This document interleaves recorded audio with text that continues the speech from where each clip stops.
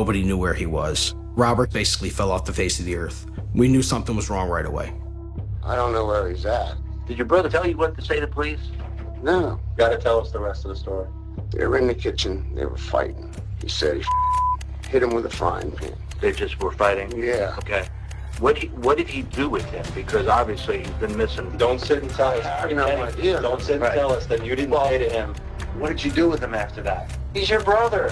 Kenneth, I'm scared of my brother. He's a little nuts. so just finish up the story and tell him the truth. Enough is enough.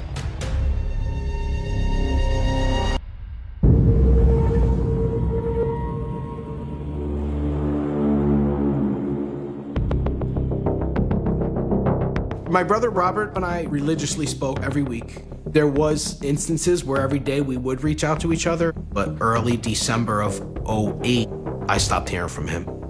We knew something was wrong right away. There was no question.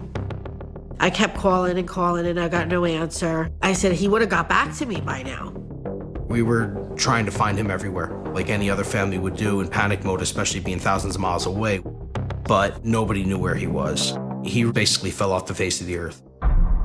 My sister, more than myself, started calling his roommate at the time, Daniel Alexander, and saying, hey, he was living with you. Where is he? What's going on? He said, yes, he was here, but he's not anymore. I said, well, I know that, but I'm trying to find him. And he kept saying, no, I don't really know, nothing really. And that was it. And at that point, it just started snowballing into this bigger Rob's missing. We waited about 5 days and we called the police, put the missing persons report in, and we got the case going.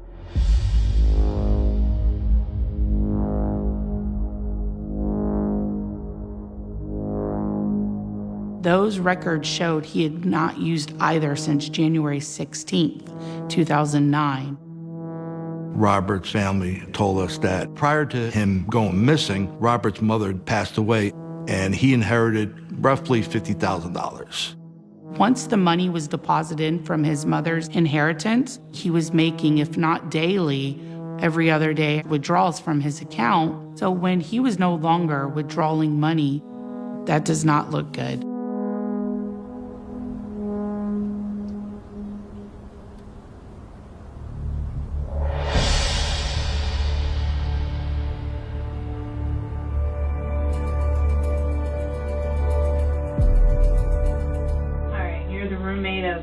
Missing guy, Robert Harrison. You're one of the last people to see him. Can you just start out on how you met him? I met him through a friend of mine. He called me on the phone one day and told me that he got kicked out of the place he was at. I said, you can come crash on my couch for a couple weeks and no problem, until you find yourself a place. Did he live with you when his mom died? Yeah. Did he tell you how much his inheritance was? No. He told me that he hadn't actually gotten the inheritance cleared yet. I suspected that he was full of crap, and I kind of believed that he was lying to me about it because he was up in the $500 range of paying me electric. Oh, his part of the electric. He owed you money? Yeah. So how did you come to know he was moving out? Did he tell you he was moving, he got a place, or how did it happen? At first, no. I came home and almost all his stuff was gone, so it was a surprise. I was like, oop, he must have found a place. I noticed right away that, no, guitar's gone, this and that, his clothes, most of his clothes are gone and everything. Did he come back, or what happened? 1 to 2 days later, he came back, and that's when he came back in the black Mercedes with the girl and picked up the remainder of his stuff. What happened? Did the female stay in the car? Yep. Did she get out? Yes. She stayed in the car. She was in the driver's seat. I mean, I could see white female, mid-30s, early 40s, maybe. So did you guys talk about anything while you were inside? He asked me about leaving the truck there. I said, dude, no problem, man. You can leave it here. That's not a problem. Do you know of any places he frequented? He wasn't a drinker, so there wasn't like bars or anything that he went to. Off seeing people. Yeah, I gotta go see some people. Okay. That's basically. What did you think he was doing when he was out seeing people? Selling pills. Selling pills? He was pretty secretive about it. Okay. You know. Did you and him use together? Yes. Yeah. I know his use, just watching, way increased in the last month or so that he was there, to where he was doing what I just consider to be ungodly amounts. So what do you think happened to him? I don't know. Come on. Speculating? Yeah. I think that maybe he got mixed up with some wrong people selling, and maybe somebody that, or it's possible that maybe he overdosed. Maybe somebody else. I don't know. Okay. I didn't pick up on any nervousness. He's answering all my questions, but I felt he wasn't being completely truthful with us. It wasn't making sense to us that Robert had just left his truck and left with a female in a Mercedes. We're thinking that Daniel wasn't being upfront and honest.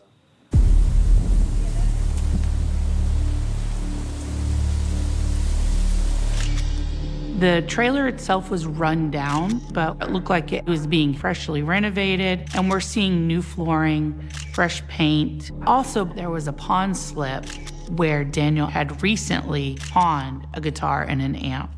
That does not look good, because Daniel claimed that Robert had just left, that he took his guitar, he took his belongings, and was just gone. During the walkthrough, officers had gone through the garbage in the kitchen and noticed prescription bottles and syringes. Loaded needle, too. Yeah, we saw that. Wow. Since it had been months since Robert had been in the home. When we came across those needles, we believed they were Daniel Alexander's. Daniel tried to portray that he was not using drugs as often as Robert. So that was a lie.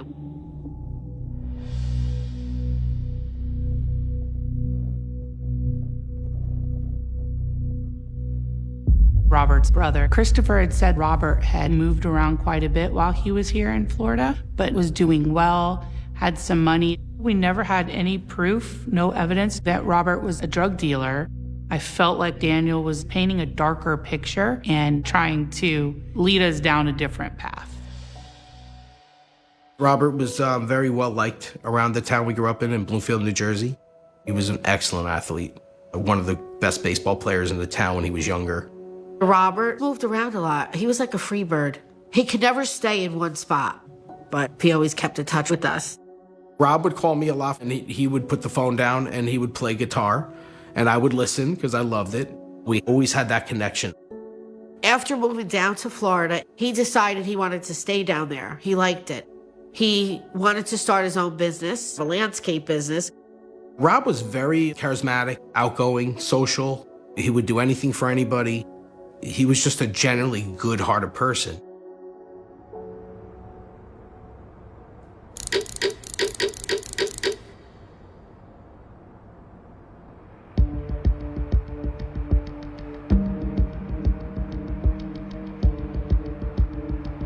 A friend of Daniel's, Larry Kelly, he had information that Daniel admitted to him that he had killed Robert. Larry Kelly knew Robert Harrison, and he saw Robert as a brother, as an uncle. He wanted to help us get the information. He explained that Daniel enlisted the help of his brothers, Donald Gould and Kenneth Alexander. He claimed that his brothers knew where the body was.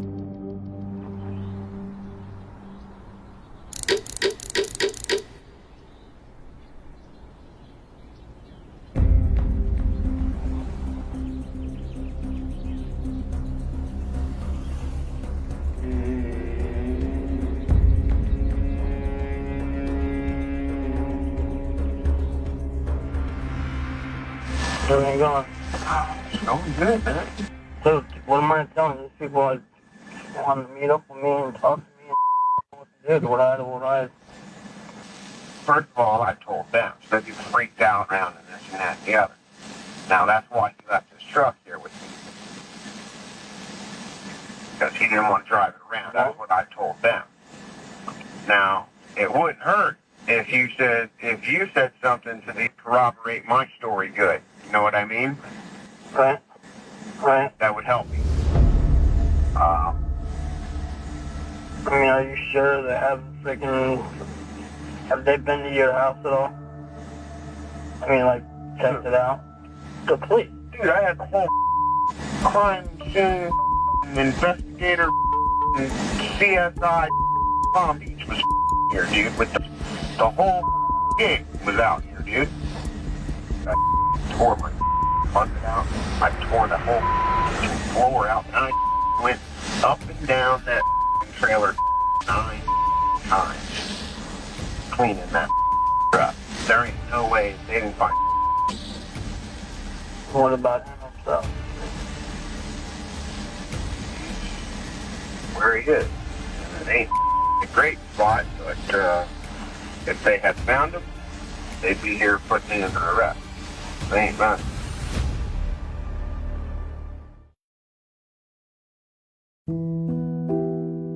My brother and I were really tight in terms of speaking all the time and sharing what's going on in our lives and talking to each other. He was just totally supportive. After my mom passed, Robert came up and spent some time in New Jersey. I saw him during my mom's services. And then shortly after that, he went back down to Florida. And that was the last time I saw him.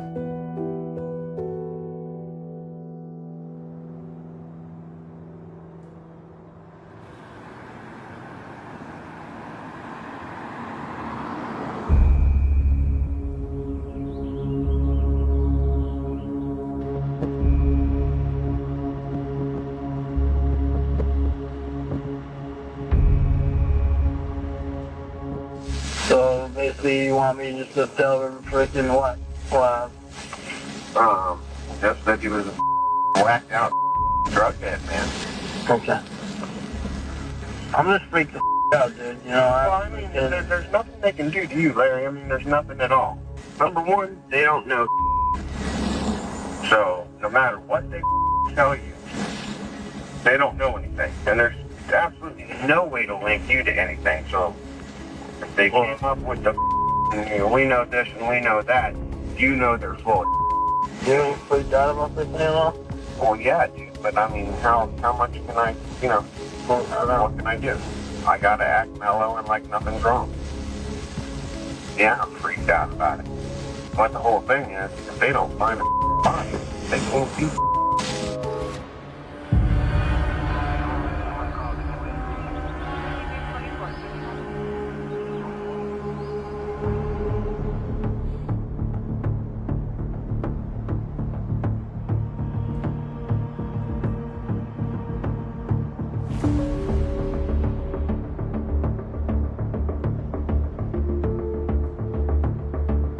We need to talk to all three of them in person at the same time. We don't want them talking to each other and letting each other know that they were talked to and to come up with a story. By the time my unit was taking Kenneth Alexander into custody, I was on my way to the station to interview Donald Gould. Donald was agitated. We didn't really have a whole lot of time to build a rapport.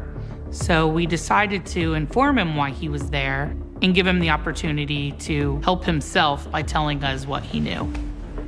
Donald, how are you? Did they explain to you why you're here? I don't know what they're gonna do what. We're working a case now. We have been for the past couple weeks, okay, of a missing person, okay? I think I know who you're talking about. Okay. Let me just cut to the chase. We received more information, okay? And he's not just missing. Yeah, he's missing, but he's not alive. Oh, it couldn't have nothing to do with me, because I don't know. No. You didn't do the murder or killing or anything like that. I don't know anything about the thing. Okay. I think you know where he's at. And for closure for the family, and believe me, I would rather use you as a witness, okay? You understand that? Yeah. That's the difference between you walking out as a witness and cooperating with me and going, listen, I'm going to put this to rest. I know where he's at. I'll help you guys out. I'll get in the car with you. I'll point him out, and then you go home. Okay? I can't do that. Why can't you do that? Because I have no idea where the guy is. Okay. You have kids? No. All right. You have a girlfriend now or a wife? Yes, I do. Okay. I've been together with her for 11 Let's just years. say she shows up missing one day. You can't find her anywhere. And you're working with the police department. Would you want to find her? Yes, I want to find her. Okay. So you have to. The family up in Jersey is looking for this guy. I know okay? that. He's not alive. Okay.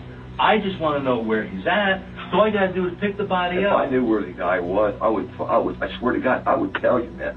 I'm telling you, I've been working this. I know you have. I know you have. If I knew if I knew anything, believe me, I would tell you because I don't want to go to jail. Well, you know, we were told directly that Donnie knows where the body is. Whoever said that is a lying son of a bitch. Because I don't know. And that's the God's honest truth. I ain't going to sit here and lie to you until I go to jail over something. I ain't going to do it for nobody. I have no idea where the guy is. I thought Dan told me that he didn't kill the guy. That's what he told me. He told me the guy left with some girl in a car. Well, that's what he told everybody. That's what he told me, man. That's what he told everybody to say to the police. This is the difference. I don't even hardly know Dan. My father left us when I was 4 years old. I just met Dan a few years ago. But see, let me explain something. So if we talk to Johnny Jones down the street or Mary Smith, and they go, no. Donald told me where the body's at. Right. Then I come back. I tell then anybody I come back where and go, all right, you go to jail because you lied to me. How but can I tell anybody where the body is when I don't know where it is? Right, but I'm giving you the opportunity. If you know where I'm telling you right now, whoever said that is dead-ass lying. Because I don't know where no body is. The information we were given contradicted that. So we couldn't just walk away, but the more we pushed him, the more upset he was. Some people come off angry and demanding because they want you to be in fear of them and stop talking to them. And some people had nothing to do with it and they want you to believe them. I didn't hide nobody. I didn't see him shoot nobody. I don't even know if he shot nobody. Or how he killed this guy. Right. Shot him, stabbed him, whatever, sodomized him, what the ever happened. Right. This is just... Relax. No big deal. I'm all right. I got my blood pressure is probably amping. All right, just relax. He told me he didn't kill the son of a bitch. Well, he lied to you. Yeah, well... Brother lied to you. You know what? I believe you. I believe the probably did kill the son of a bitch. Why? Because he's sometimes. But I don't know. No, he's just a like an anger problem. I guess. Listen, I'll tell you right now, he was around one day and said that, that probably dead or this and that, I even told my girlfriend that he was telling me this news. I said, the guy's been missing. And I said, you didn't kill the guy. He said, oh, yeah, right. I killed him, buried his body out here. He just kind of acted like, he was around with me. Then he started laughing, like he didn't do it, Now I'm starting to think maybe he killed the son of a bitch now, see? Now you got me thinking he might have killed him.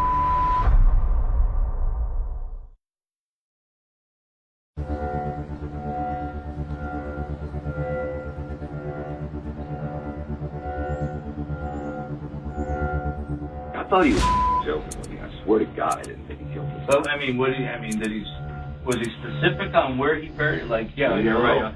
He don't confide in me. He's barely known me but 4 years, maybe 3-4 years. Right. But why is he gonna tell? I mean, you kill somebody, maybe you're the telling conscience people. is bothering him. I don't know. I got no idea. I don't. I mean, the reason you're here is because other people that we've been interviewing have said that you know where the Did they say his brother, or did they say Don? Donald. Well, Don. Well, that's... I'm just telling you. I'm telling you right now.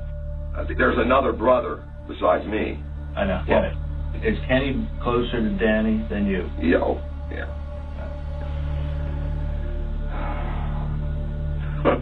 I want to know who said that I had something to do with this. Because they're lying. Well, I'll tell you after the investigation. The more we talked to Donald, it was apparent that he didn't know any more than what he had already told us. We had exhausted all means, and we felt he had nothing to do with it.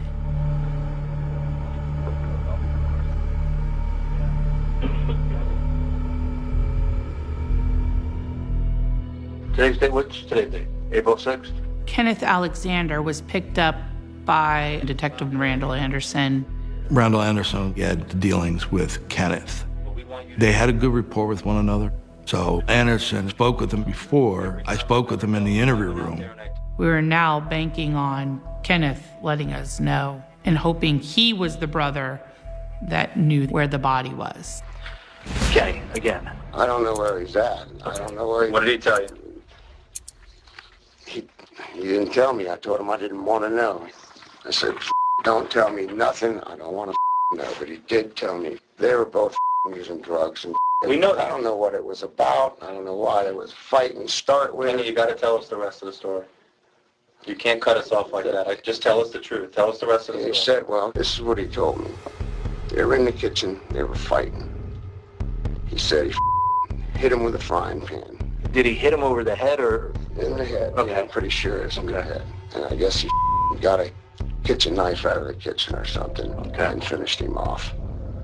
Okay. How did he finish him up? I don't know. I wasn't there. He didn't go into details about it. No, we don't think you were there. No, I wasn't there. Did Danny say if Robert had a weapon on him? No, I don't know. They just were fighting? Yeah. Okay, in the kitchen. Fist fighting or pretty much going at it. After he stabbed, I'm assuming that he stabbed him. I'm assuming that too. Okay. What did he do with him? Because obviously he's been missing for... And don't sit and tell us. I have no idea. Don't sit and tell us that you didn't say to him, what did you do with him after that? No. Your brother's not stupid, all right? After he killed him, did he take the body, get rid of the body, or did he leave him in the trailer for any length of time? I don't know. I assume that he just got rid of him right away. I mean, it's pretty stupid to leave him sitting there, wasn't it? I mean, why just let him sit there and rot or whatever? No, he got rid of the body. He got rid of the body. I don't know what he said. You know Danny pretty good. He said he took him out in the woods and buried him, but I have no idea what that is. All right, knowing Danny, would he feel safe if it was on the property or down the street? I don't know. It wouldn't make sense to leave him on the property. Yeah, but he knows the property. Yeah, he knows the property like the back of his hand, I guess. Did he say when he did this? Not exactly. Did he tell you what to say to police? No. Okay. Since I never figured. But I mean, everybody's saying that he was picked up. So obviously he says, don't say nothing to nobody. I said, what'd you tell me? I don't want to know. And I didn't want to know. I didn't want to know anything. Right. Did your brother Donald go with him to get rid of the body? No. Donnie wouldn't go anywhere with him. Obviously somebody helped him. He's your brother. Somebody helped him. Oh, I don't know who it was. You can't do that all by yourself, man. Rob's a big guy. Kind of brother. He's 6 foot, 200 pounds. Are you gonna drag that body around? My brother's strong, just like I said. I could move that much weight under pressure. No, you don't understand. It's dead weight. There's a lot more. It doesn't matter. I could move that much weight under pressure. Kenneth, I know. Here's the deal, but I mean... If we said to you that somebody saw you in the truck with him and we believe you were with him and take us to the body, you think you'd get in trouble for that? I wasn't with him. And I told this detective who's been doing this a lot longer than me, I said, I got this guy. This guy is going to tell us the truth. And if he tells us the truth, he gets to go home tonight. What can I say, man? But the bottom line is that when you first came in here, you told us you didn't know anything. Then you changed the story what it was about at first. And then you told us he didn't tell you anything. Well, I just told you. And then you told us he didn't tell you where he put it. So just finish up the story on good terms with Detective Boyle and tell him the truth. Enough is enough.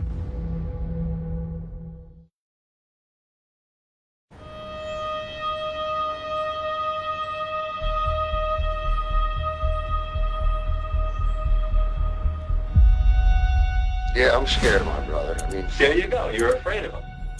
And if you're afraid of him, you're going to do what he tells you to do. That's the bottom line. He's a little nuts. He's crazy. He's crazy. So if he made you go in the truck with him, tell us where, so we can get this thing over with. And you guys put me in prison for the rest of the No. Let me explain something to you. Yeah. You're a witness. Period. No, and that's not the way it works. I've been doing this for 20 years, okay? Believe me when I say this. You get in a truck with me, you can get in a truck with him. Drive him to where the body's at, and you go home.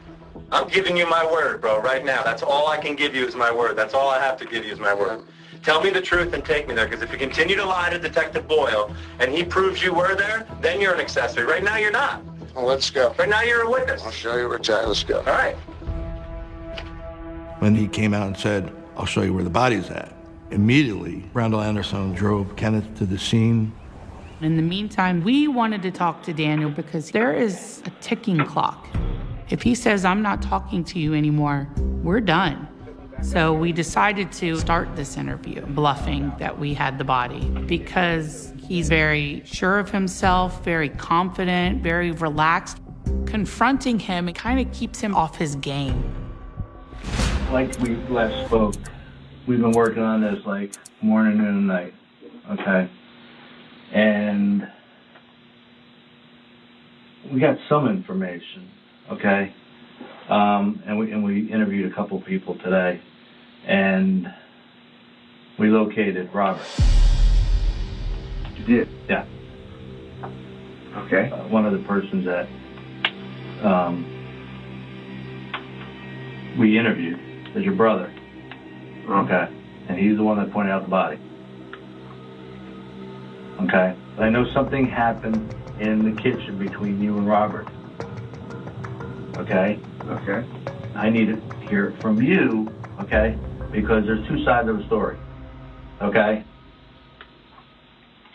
Whether or not he attacked you or he went after you for some reason, I don't know what happened, man. Okay? I just want the truth. That's it. So we can get some closure to this and put an end to it. Okay? That just doesn't even sound right. Well, what doesn't sound right? Explain to me what doesn't sound right. We had Kenneth and Donald both in here today. All right. Kenneth drove us to the body. He told us his side of the story of what happened. Now we want to hear your side. Was it self-defense? Was it something? What happened? I know Robert was a pain in the ass. I know you guys had your differences. I know that, man. Yeah, but it's... We know he's hot-tempered. And I know there's pills involved, you know? You're both on it, you know? Is it possible one night you're just so high, or he pissed you off and you went at it, both of you were high and went at it? Oh, correct me if I'm wrong, because you're sitting there not saying anything. Well, because this is all floored. It's all got me floored. I don't see where any of this is coming from. I mean, it's coming from your flesh and blood. That's where it's coming from. Okay? Did he help you do it? He wasn't involved with anything. I'll give you yes and no answers. Did you and Robert have a fight? No. Did you kill Robert? No. Did you accidentally hurt him? No. Okay. What are you thinking of? Just not understanding, Ken. I just don't understand. Where did he take you to? We can't tell you till you talk. We can't say anything. It just doesn't make any sense. Hey, Danny, you made a mistake. Right? I make all kinds of mistakes, man. Right, but this one was stupid, and you regret it. Yes? I regret having that guy ever move in with me, man. I mean, it's been nothing but a hassle from day one, you know? Right. So what happened? You guys are in the kitchen. What happened? Or did it start before the kitchen? Well, the guy was crazy, man. I mean... All right. Is it possible he came after you and you defended yourself? Exactly what happened.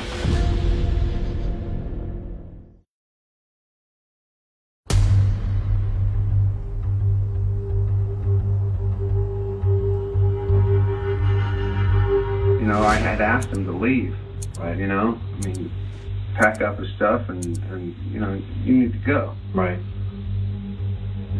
He ran over and got in my face and said, I'm not going anywhere. At that point, I was like, kind of freaked me out a little bit. Scared you? Yeah. I was like, dude, man, you need to get your stuff together and go. And, He said, I'll do whatever I damn well please. And Right. he just was taking so much drugs. Right. And how did it escalate from there? I mean, I tried to walk away from the situation, and he came after me. okay. How I didn't get hurt, I don't. was lucky. And I didn't have anything to defend myself with. Right. And, you know? So you grabbed the closest thing next to you, or with your... No, I fought with him. He came and tried to get me with the knife, and I grabbed his hand. And I don't know how we struggled around and rolled over, but I ended up getting a hold of his hand, and as we fell to the floor, it jabbed him. And then what? He was kind of laying there bleeding, and I hopped up and hauled ass, man, because dude, I was freaked out, man. Yeah, I mean, There's only one. He only jabbed himself once. Yeah. Did you hit him with anything? No. Grab a 2x4, whack him over the head? No. When did I was scared, man. I was really scared. I would too. Now, when did you return back to the residence? Did you go back that night? Yeah, but a few hours later. Okay. What'd you do then? Or what did you see? He was still lying there, man. I didn't think it poked him that bad. He was lying there dead. What'd you do next? Did you try to hide the body then? Did you put him in something? Stuck him in the bathtub for a little while. Right. How long was he in the bathtub for? Say 2 days. Okay. If Robert attacked Daniel and he defended himself, he would run out of the house and call the police to come and help. You wouldn't take somebody, put them in your bathtub, and dispose of their body. And then cover up a murder with the new floor and the renovation. So it made zero sense to us that there was any type of self-defense. A couple days go by, what'd you do with him out of the tub? I had to do something, so I got scared and I went and buried the body. What'd you put him in? And plastic. Plastic bags? No. No? No. What happened? This is just, This is what? I mean, you're sitting there grinning. No, I'm just... Talk to me. Just if you guys knew so much, you'd know all of that. And I don't understand why you're asking me that.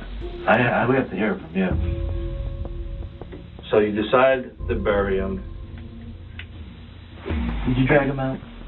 Or did your brother help you out? I left the room because they had to have made some progress finding Robert's body. So I left the room to go find out any updates. I don't have my radio. You need me to do that for you, bud? No, I'm good. How heavy are they? I talked to the investigative team that went with Kenneth out to the burial site, and they advised they had found a shallow grave with 4 plastic containers with concrete mixed in, buried. Every bin was literally full of concrete with little bones sticking out. Once I learned they found the body, that gave me the upper hand in the next part of our interrogation. Okay. When you came back, how'd you clean the house? Obviously, blood on the floor. Clean. Okay. So I kind of missed out. So can I at least tell them what we do know? Yep. Okay. We know that you went out north, out by the gas station on the trail road back there, and dropped off 4 containers with cement. Okay, it's not in a bag. It's not a one piece. No. Okay. No. We're telling you that we've been told what happened. And now we've got to determine what the true story is, and you're the only one that knows because you were there from the beginning. Now you got to tell us what happened next.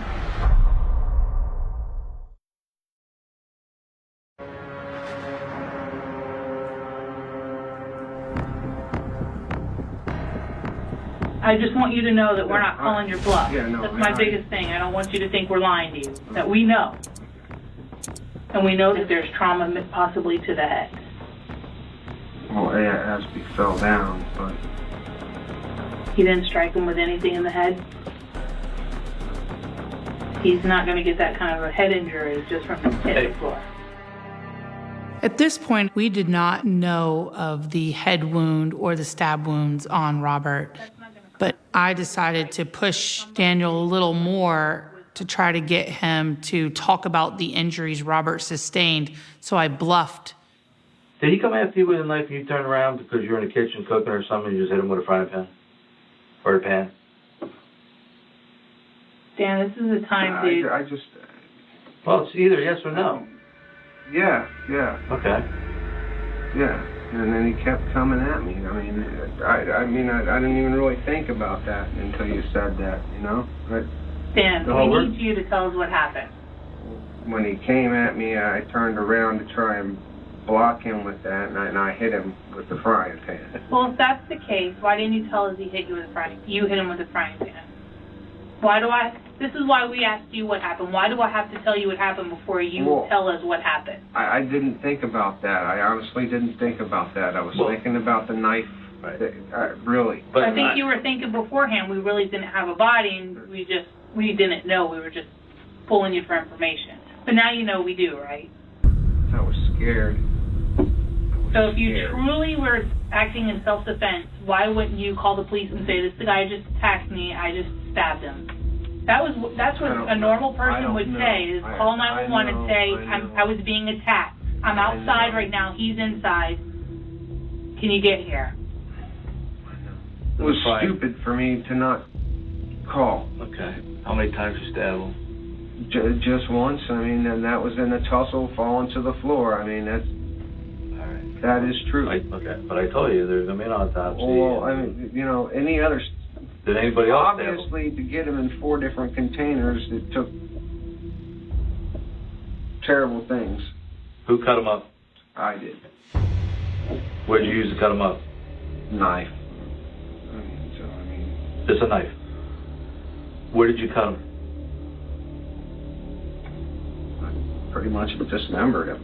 But no, in the house or outside? In the house. In your house? In the bathtub. In the bathtub. But where on his body? Like, what parts are with each other? You don't know? Well, no, I had to take the arms off, the head off, the legs off, to make it all fit. Isn't that hard work? Well, I have some butchering knowledge from working over at the club. It was a terrible thing to have to do, but it wasn't that difficult. You did this by yourself? Yeah. At what point did you call Kenneth? That wasn't until a week or 2 later. I told him what happened. I said that I'm in trouble and I just need this favor. Stuff was too heavy for me, so he helped me load it up. Helped me load it up and drag it off. He was afraid for me, Where's the frying pan now? Threw it in a dumpster. It's been gone for months. Where's the knife? Where's all this stuff? That all got hauled off in the trash. His guitar. You pawned it? Okay. What was the purpose of the concrete? Quite honestly, that was going to be going to put it in the ocean and sink it to the bottom. It just never worked out that way. How come that didn't work out? There wasn't a way to do it. No boat. What's going to happen? Now, Jen? I don't know. We gotta, finish the investigation and see what's going on. All right, let me step out.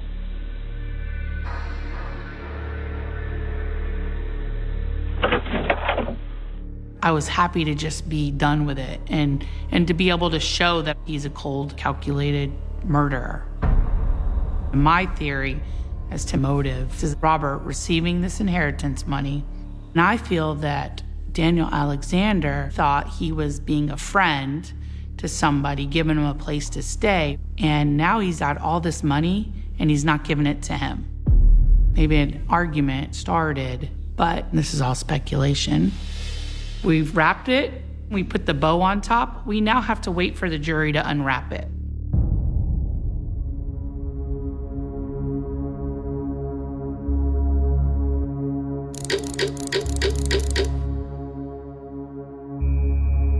Daniel Alexander facing a judge for the first time today. Alexander is accused of killing his roommate, 39-year-old Robert Harrison, by hitting him with a frying pan, stabbing him to death, and then, according to authorities, cutting up his body. It just perplexes me that a human being could do that to another human being.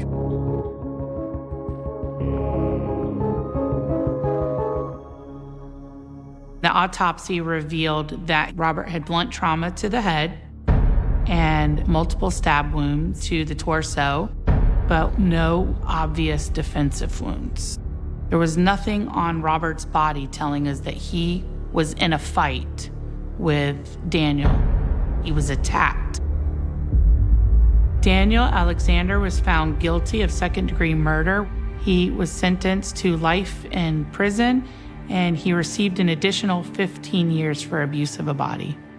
Dan will go away for the rest of his life, and hopefully it will be a miserable existence for him. Charges were not filed against Donald Gould and Kenneth Alexander. With Donald Gould, we never had any proof that he had any part of what Daniel Alexander did. And because of what Kenneth did in helping us recover the body, charges were not filed against him. I was satisfied at the outcome. We knew that we couldn't bring Robert Harrison back, but it was rewarding to be able to return him to his family and then to give them justice. I just miss having my older brother. I don't have it. Never will. And it's hard some days not having Rob anymore, and just that connection, the daily phone call, whatever it was, it's gone. It's permanent. So in my mind, he's with me in spirit, and I have to just carry that on till I'm gone.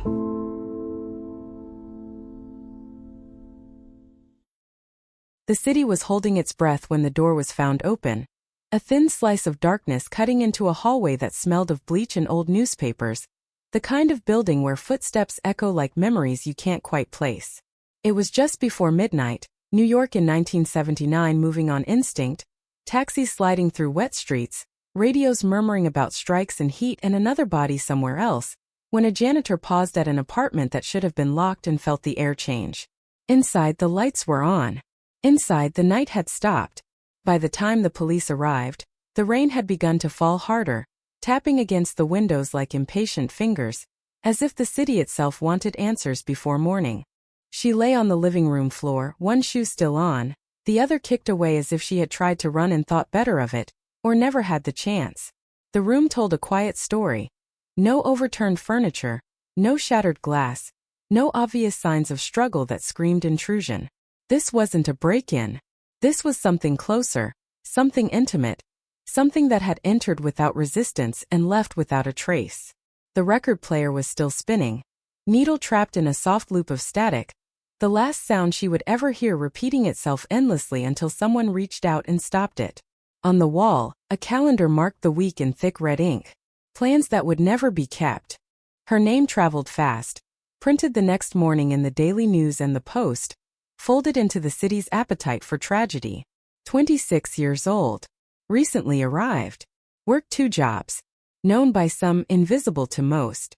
Another face absorbed into the architecture of grief that New York built so well. Neighbors gathered in the hallway, speaking in hushed voices that grew louder when no one was listening. Everyone certain they had noticed something strange, everyone equally certain it meant nothing at the time. A man seen on the stairs. Footsteps late at night. Laughter. Arguing. Silence. Memory reshaped itself in real time, bending toward relevance.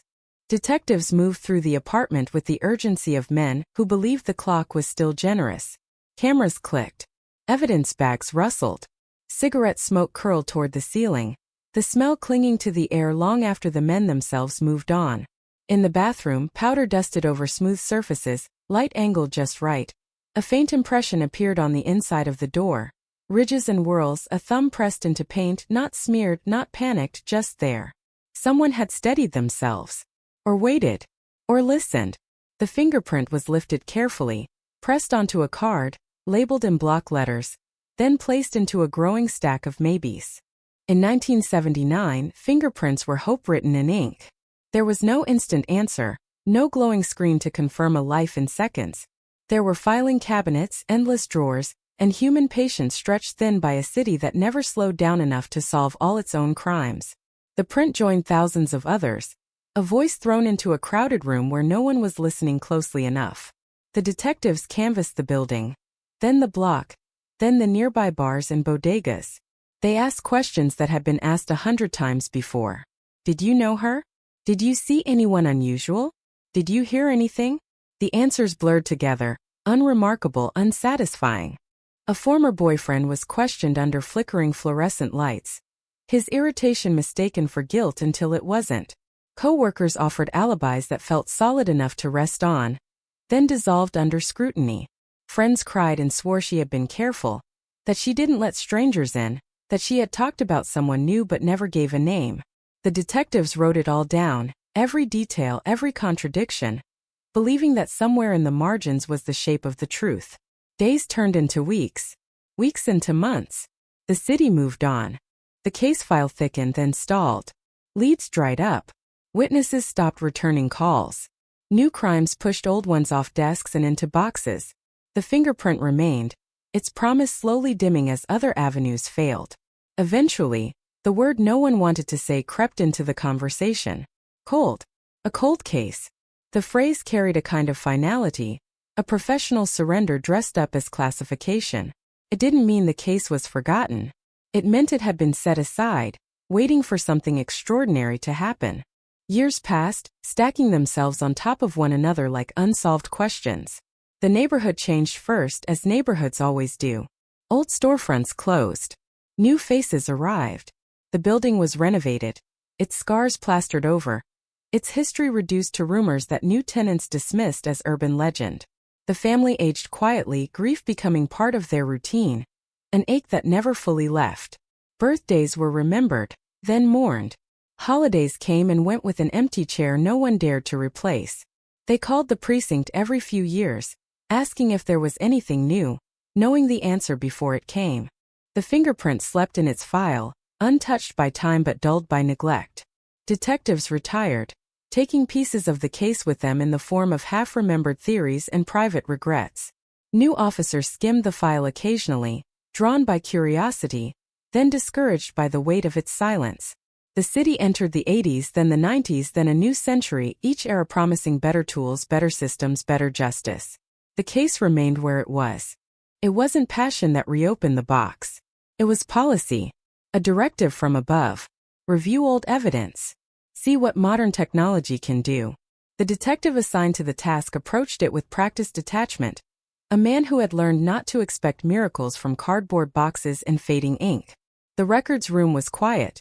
The kind of quiet that absorbs sound, lined with the unresolved stories of people whose lives had ended without explanation. He flipped through photographs that smelled faintly of chemicals, read statements written by hands long retired, and paused only when something felt out of place. The fingerprint card was still there, edges soft, blue paper faded but intact. It was ordinary, it was unremarkable, and yet, in a world obsessed with data, it was suddenly powerful again.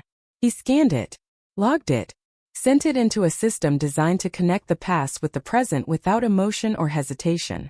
There was no ceremony, no annoncement, just routine procedure, the kind that rarely made headlines.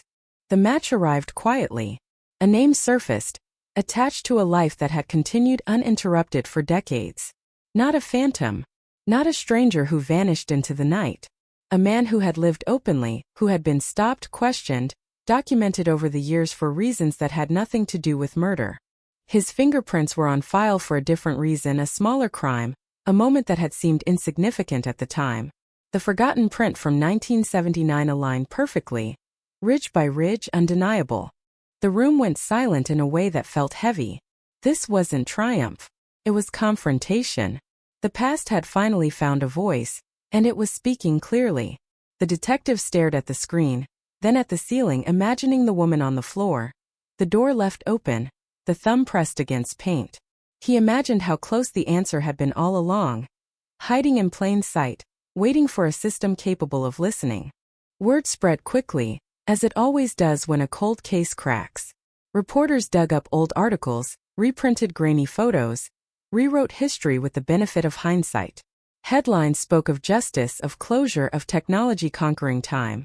The family received the call they had waited decades for. A mix of relief and renewed pain crashing into them all at once.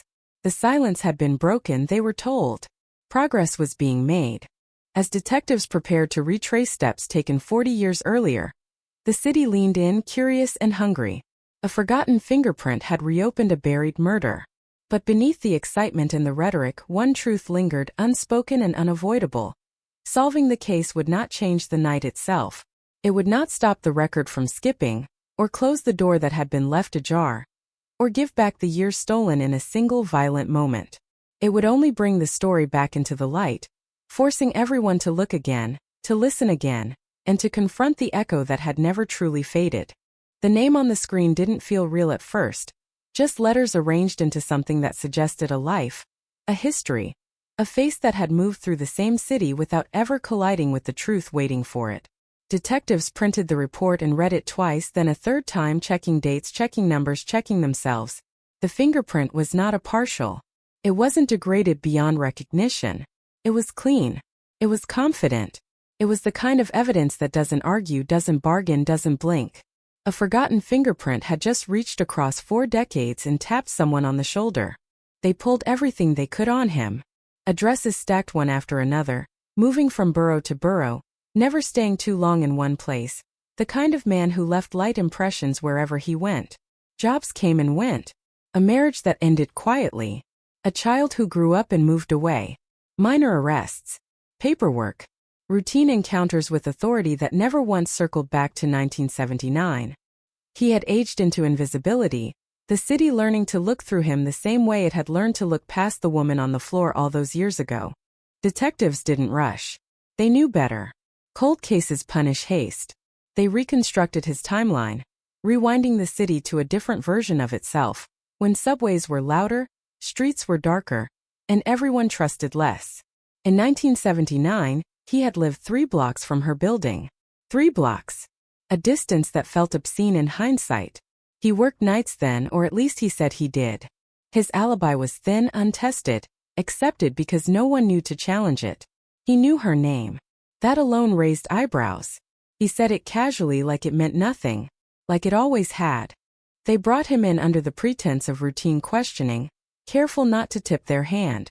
The interview room hadn't changed much in 40 years. Same walls, same table, same power imbalance humming beneath the surface. He sat down slowly, joints stiff, hair gone gray at the temples, hands folded in front of him like a man waiting for instructions. He smiled when he spoke, a reflex honed by decades of getting by. He denied knowing why he was there, then laughed softly, as if the idea itself was amusing. They started with the easy questions. Where were you living in 1979? What kind of work were you doing? Did you know her? His answers were smooth, practiced without rehearsal, drifting just enough from the truth to be useful. When they mentioned her apartment building, his eyes flicked to the door, then back. A microsecond. A tell that would have meant nothing without the weight of the fingerprint pressing down on the room. They slid the photograph across the table. A black and white image, edges curled, the city frozen in another era. He stared at it longer than necessary, long enough for memory to do its work. His jaw tightened. He swallowed. The smile didn't return. He said her name again, this time more carefully. He said they had met once. Just once. Coincidence. A shared stairwell. A borrowed phone. Something forgettable. The detectives let the silence stretch until it felt physical, until the air itself demanded resolution. When they told him about the fingerprint, he leaned back, exhaled, and closed his eyes. It wasn't a collapse. It wasn't a confession.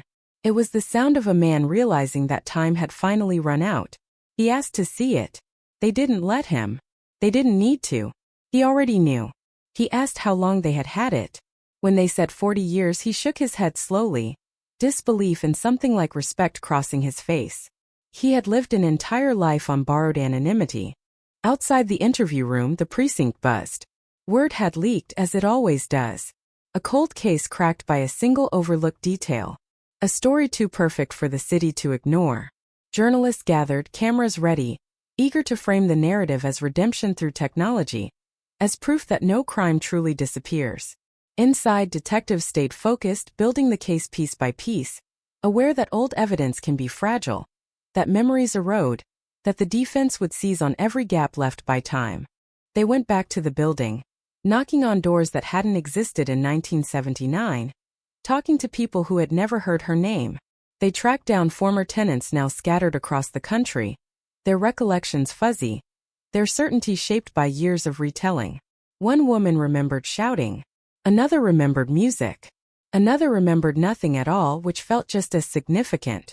Each memory was logged, weighed, measured against the cold permanence of the fingerprint. The family watched from a distance, caught between hope and fear. They had learned not to trust momentum, not to believe that movement guaranteed justice. The idea of an arrest felt almost intrusive, as if the case belonged to the past and any attempt to drag it into the present risked distorting it. They agreed to interviews reluctantly, faces tight, voices controlled, reminding the world that this wasn't a breakthrough story. It was a wound being reopened. The suspect was released pending further investigation. No handcuffs. No dramatic walk past flashing lights. Just a man stepping back into the city that had sheltered him for decades. He returned to his apartment, closed the door, and waited. Friends noticed he stopped answering calls. Neighbors noticed he started looking over his shoulder. The fingerprint had followed him home, invisible but heavy, pressing against every thought. Detectives worked late into the night, cross-referencing phone records that barely existed, financial documents that told partial stories, employment logs that contradicted each other in small but important ways. They found inconsistencies, then patterns. They found a witness who had moved upstate and lived quietly, who remembered a man on the stairs that night, nervous, angry, leaving in a hurry. When shown a lineup, the witness hesitated, then pointed, uncertainty battling with something deeper. It wasn't perfect. It was enough. The city waited, impatient and polarized. Some believed immediately, hungry for closure, convinced that science had finally delivered what human effort could not. Others doubted, suspicious of a system reaching back too far, wary of condemning a man based on evidence older than some of the jurors who would eventually hear it. Talk radio buzzed. Comment sections filled with arguments. The case became a mirror, reflecting everything the city believed about justice and time. Late one evening, detectives returned to the suspect's apartment with a warrant. He opened the door without surprise. Inside they found nothing dramatic. No trophies. No hidden rooms. Just the ordinary debris of a life lived without interruption. As they escorted him out, neighbors watched silently, trying to reconcile the man they thought they knew with the headlines already forming in their minds. A cold case. A forgotten fingerprint. Decades of silence broken at last. In the precinct, paperwork moved faster than it ever had before. Charges were drafted. Statements refined. The fingerprint, once ignored, now took center stage, enlarged, enhanced, presented as the quiet hero of the story. But beneath the procedural confidence, doubt lingered. Could one piece of evidence carry the weight of 40 years? Could the truth survive the journey intact? As the suspect sat alone in a holding cell, the city outside continued its endless motion, unaware or indifferent to the history unfolding within concrete walls. He stared at his hands, at the thumbs that had betrayed him, and for the first time in decades, the night of 1979 pressed in close. The music. The door. The moment that had seemed so small then, now echoing louder than anything else in his life. The cold case was no longer cold. It was alive, volatile, demanding answers from a city that had learned to forget. And as the machinery of justice groaned back into motion, one question hung in the air, heavy and unresolved. After 40 years of silence, was the truth finally ready to speak, or had time changed it beyond recognition? The indictment landed like a thunderclap, formal language trying and failing to contain the violence of what it represented. Charges filed. A name finally attached to a crime that had lived for decades without one. In the courthouse, fluorescent lights hummed as if nothing extraordinary was happening, but every step echoed with history. Detectives walked the file down the hall the way pallbearers carry a coffin, careful, deliberate, aware of the weight inside. This was no longer an investigation chasing shadows. This was the state versus a man who had grown old believing he had outrun the past.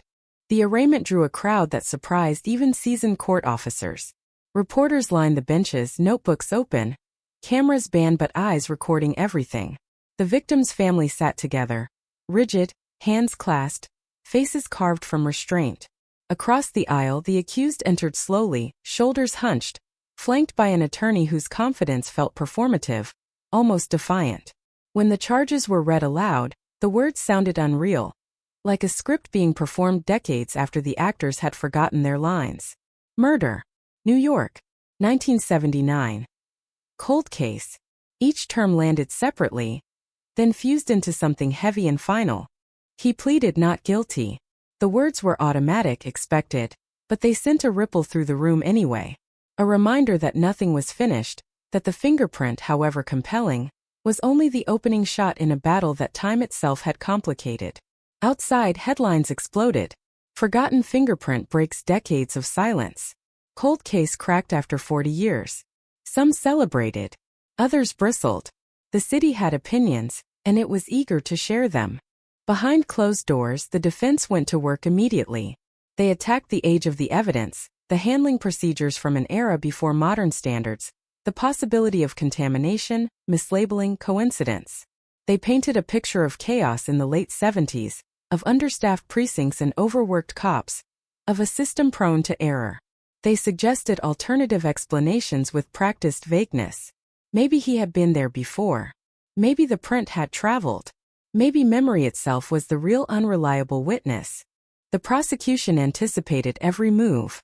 They brought in experts, not just technicians but historians of forensic science, people who could explain how fingerprints were collected in 1979, how this one had been preserved, why it mattered that it was found where it was found.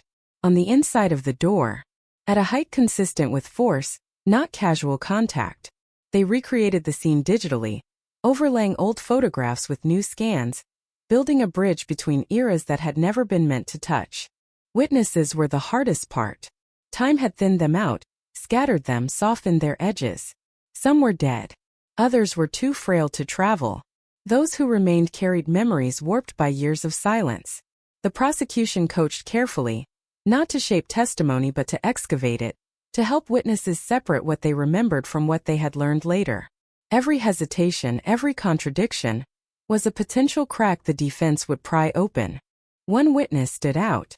The woman from upstate. She had been young in 1979, restless, half listening to the world around her. She remembered the stairs because she had tripped on them so many times. She remembered the man because of the way he moved, tense, abrupt, like someone late for a disaster. On the stand, her voice shook, not with uncertainty but with the strain of reaching back across decades. She admitted she couldn't be sure. She admitted memory fades. Then she looked at the accused and said quietly, "I never forgot his eyes." The defense objected. The judge allowed it. The jury watched closely, weighing not just words but the cost of speaking them. This was what a cold case does. It forces ordinary people to reopen doors they thought were sealed forever. The accused listened without expression, but those close enough could see the small changes. A jaw tightening, a foot tapping. When the fingerprint expert testified, he leaned forward for the first time, as if proximity could change reality. Enlarged images filled the screen, loops and whirls glowing like constellations. The expert spoke calmly, methodically, explaining probability, exclusion, certainty. 1 in several billion. No match in the system until now. No doubt.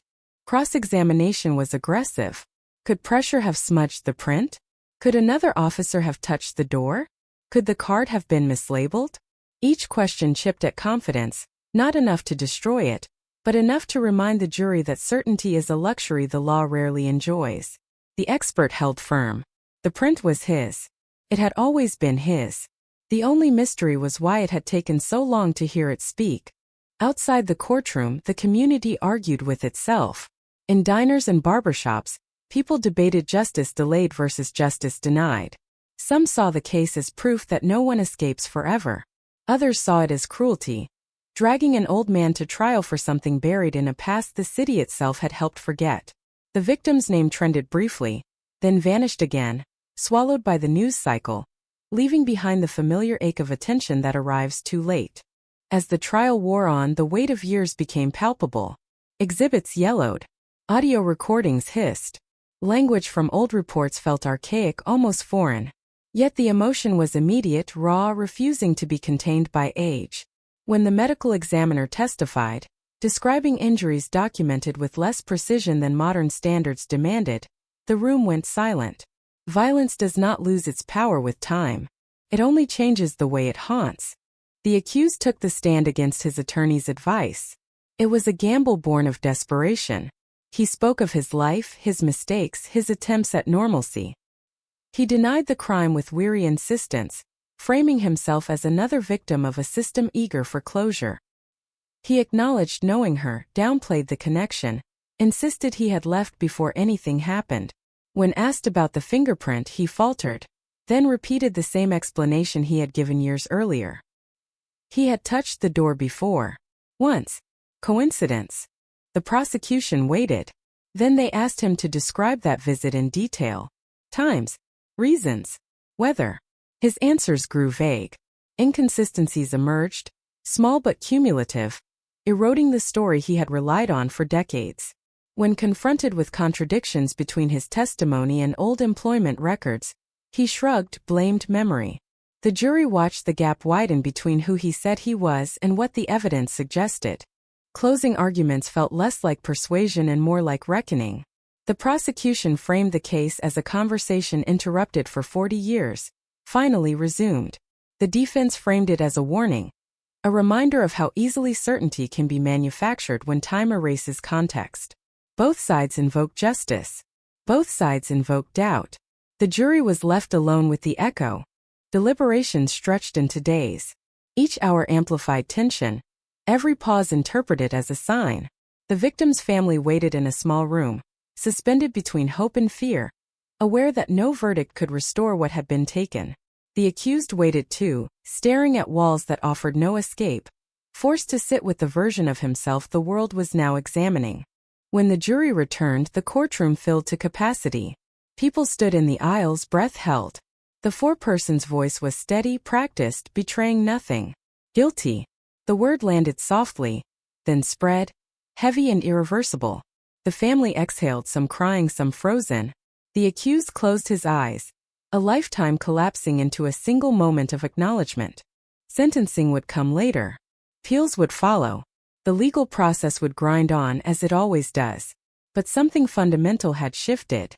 A cold case had been cracked, not just by technology, but by persistence, by the refusal to let silence stand as resolution. Outside, the city absorbed the news, adding it to its vast archive of stories, tragedies, and delayed reckonings. That night, the building where it had all begun stood unchanged, brick and mortar indifferent to history. But inside, in the minds of those who remembered, the past stirred, no longer frozen, no longer quiet. The fingerprint had done its work. The silence was broken, and in its place something complicated and unresolved lingered, reminding everyone that justice, like memory, is never as simple as it seems. The sentence was handed down on a gray morning that felt deliberately unremarkable, as if the city itself refused to dramatize what was happening inside the courtroom. Years in prison were translated into numbers, numbers into legal phrasing, phrasing into a future that no longer resembled freedom. The judge spoke evenly, acknowledging the weight of time, the complexity of delayed justice, The pain carved into a family that had learned to live with absence as a permanent condition. When the gavel fell, it did not sound loud. It sounded final. Outside, cameras captured reactions in fragments. A sister wiping her eyes. A nephew staring straight ahead, jaw clenched. The convicted man being led away, shoulders sagging, face pale, no longer protected by ambiguity. Headlines framed it as an ending, but for those closest to the case, it felt more like a rupture. Closure was a word people used when they didn't know what else to say. What settled instead was a strange quiet. An emotional vacuum where answers existed but relief did not. The cold case unit packed the files away carefully, aware that nothing about this investigation was truly finished. Appeals were inevitable. Questions lingered. The detectives who had spent years coaxing truth out of paper and dust returned to their desks, their routines unchanged but their internal clocks permanently altered. Solving a case like this does not restore innocence or erase trauma. It simply proves that time can be bent, that the past is never as settled as it pretends to be. In the weeks that followed, journalists chased angles that hadn't fit neatly into the verdict. How many other fingerprints sat dormant in storage? How many lives had intersected with violence without knowing it? The case became a symbol, cited in conferences and training manuals, a testament to the power of modern forensics. But symbols flatten complexity. They rarely mention the nights detectives lay awake wondering if they were wrong, or the mornings families woke up wishing ignorance had been preserved. The victim's apartment was sold not long after the trial ended. Renovated. Repainted. The door replaced. New tenants moved in unaware that the walls had once absorbed screams, that a single fingerprint had waited decades to speak. History has a way of hiding in plain sight, embedded in structures that continue to serve their purpose long after meaning has drained from them. The convicted man entered prison as an old soul, body worn, mind crowded with memories he could no longer outrun. Inside, he became another inmate, stripped of the mystique that had sustained him for years. There were no more reporters, no more lawyers speaking on his behalf. Only time, slow and unyielding, forcing him to confront the version of himself he had tried to bury. Whether guilt gnawed at him or denial hardened, no one could say. Prison is not a place that encourages confession. It is a place that magnifies silence. For the family, life resumed in a tentative way. Holidays were quieter, conversations cautious. They spoke her name more often now, no longer afraid of reopening wounds that had never truly closed. Justice had given them permission to remember openly, to grieve without apology. Yet the loss remained asymmetrical. No verdict could balance the scales.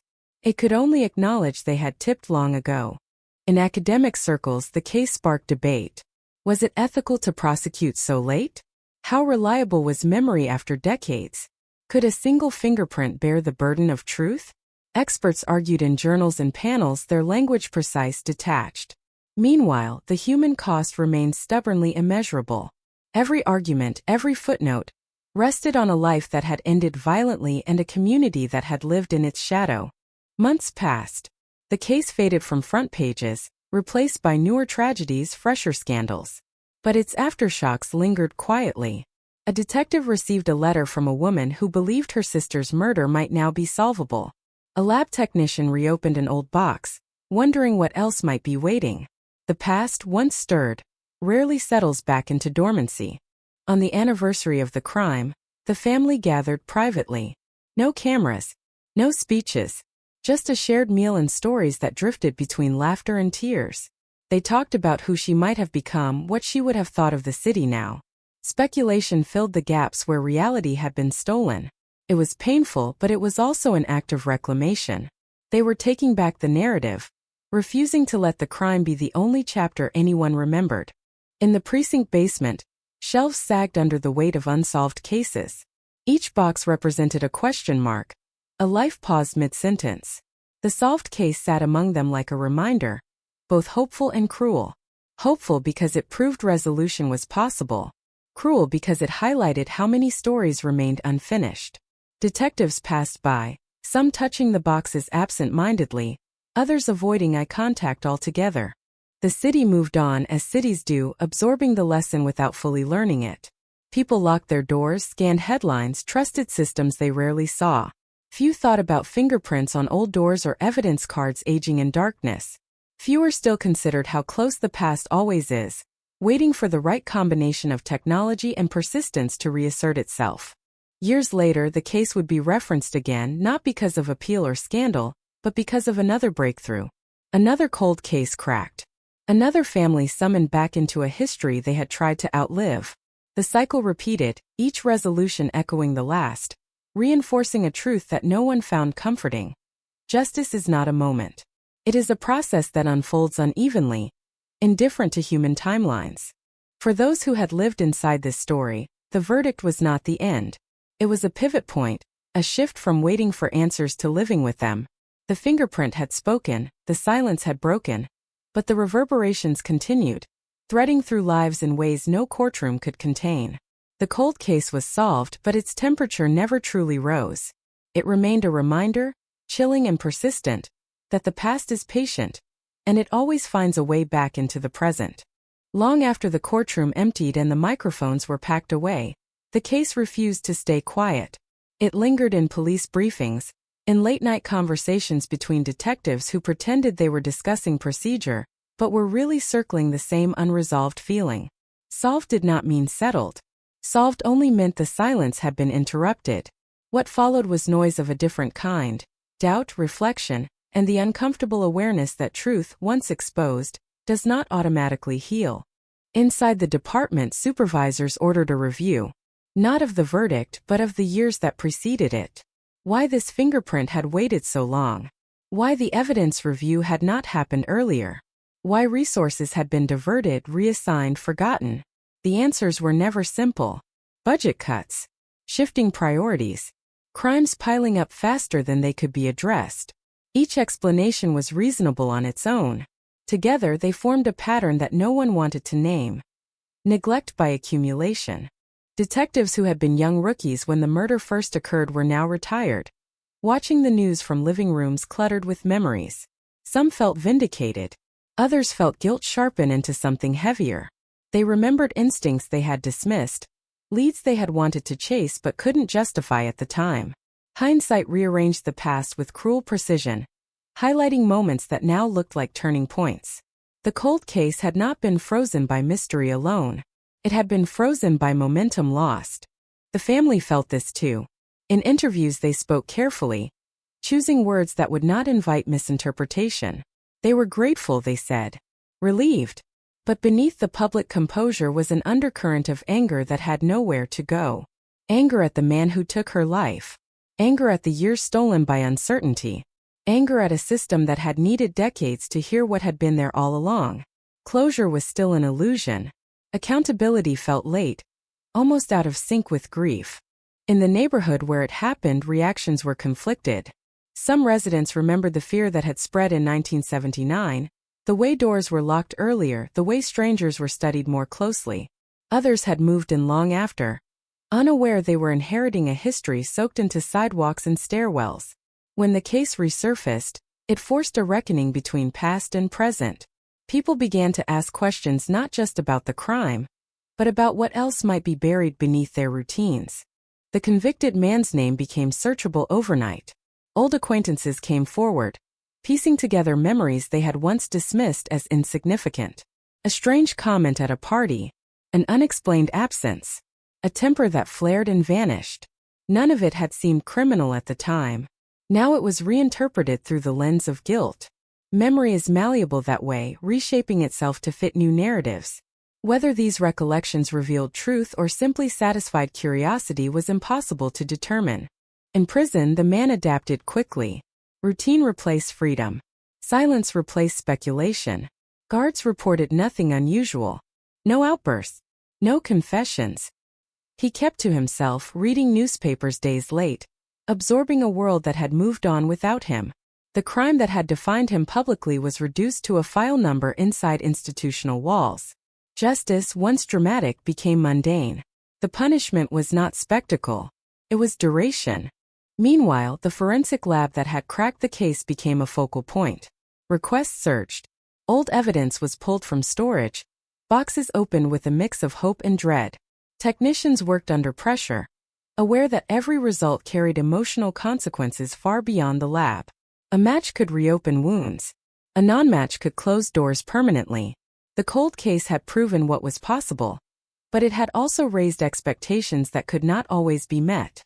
Critics emerged, questioning the reliance on forensic evidence decades old. They argued contamination, degradation, chain of custody gaps. Defense attorneys cited the case in appeals unrelated to it, warning against overconfidence in technology. The debate grew louder, more polarized. Science versus skepticism, progress versus caution.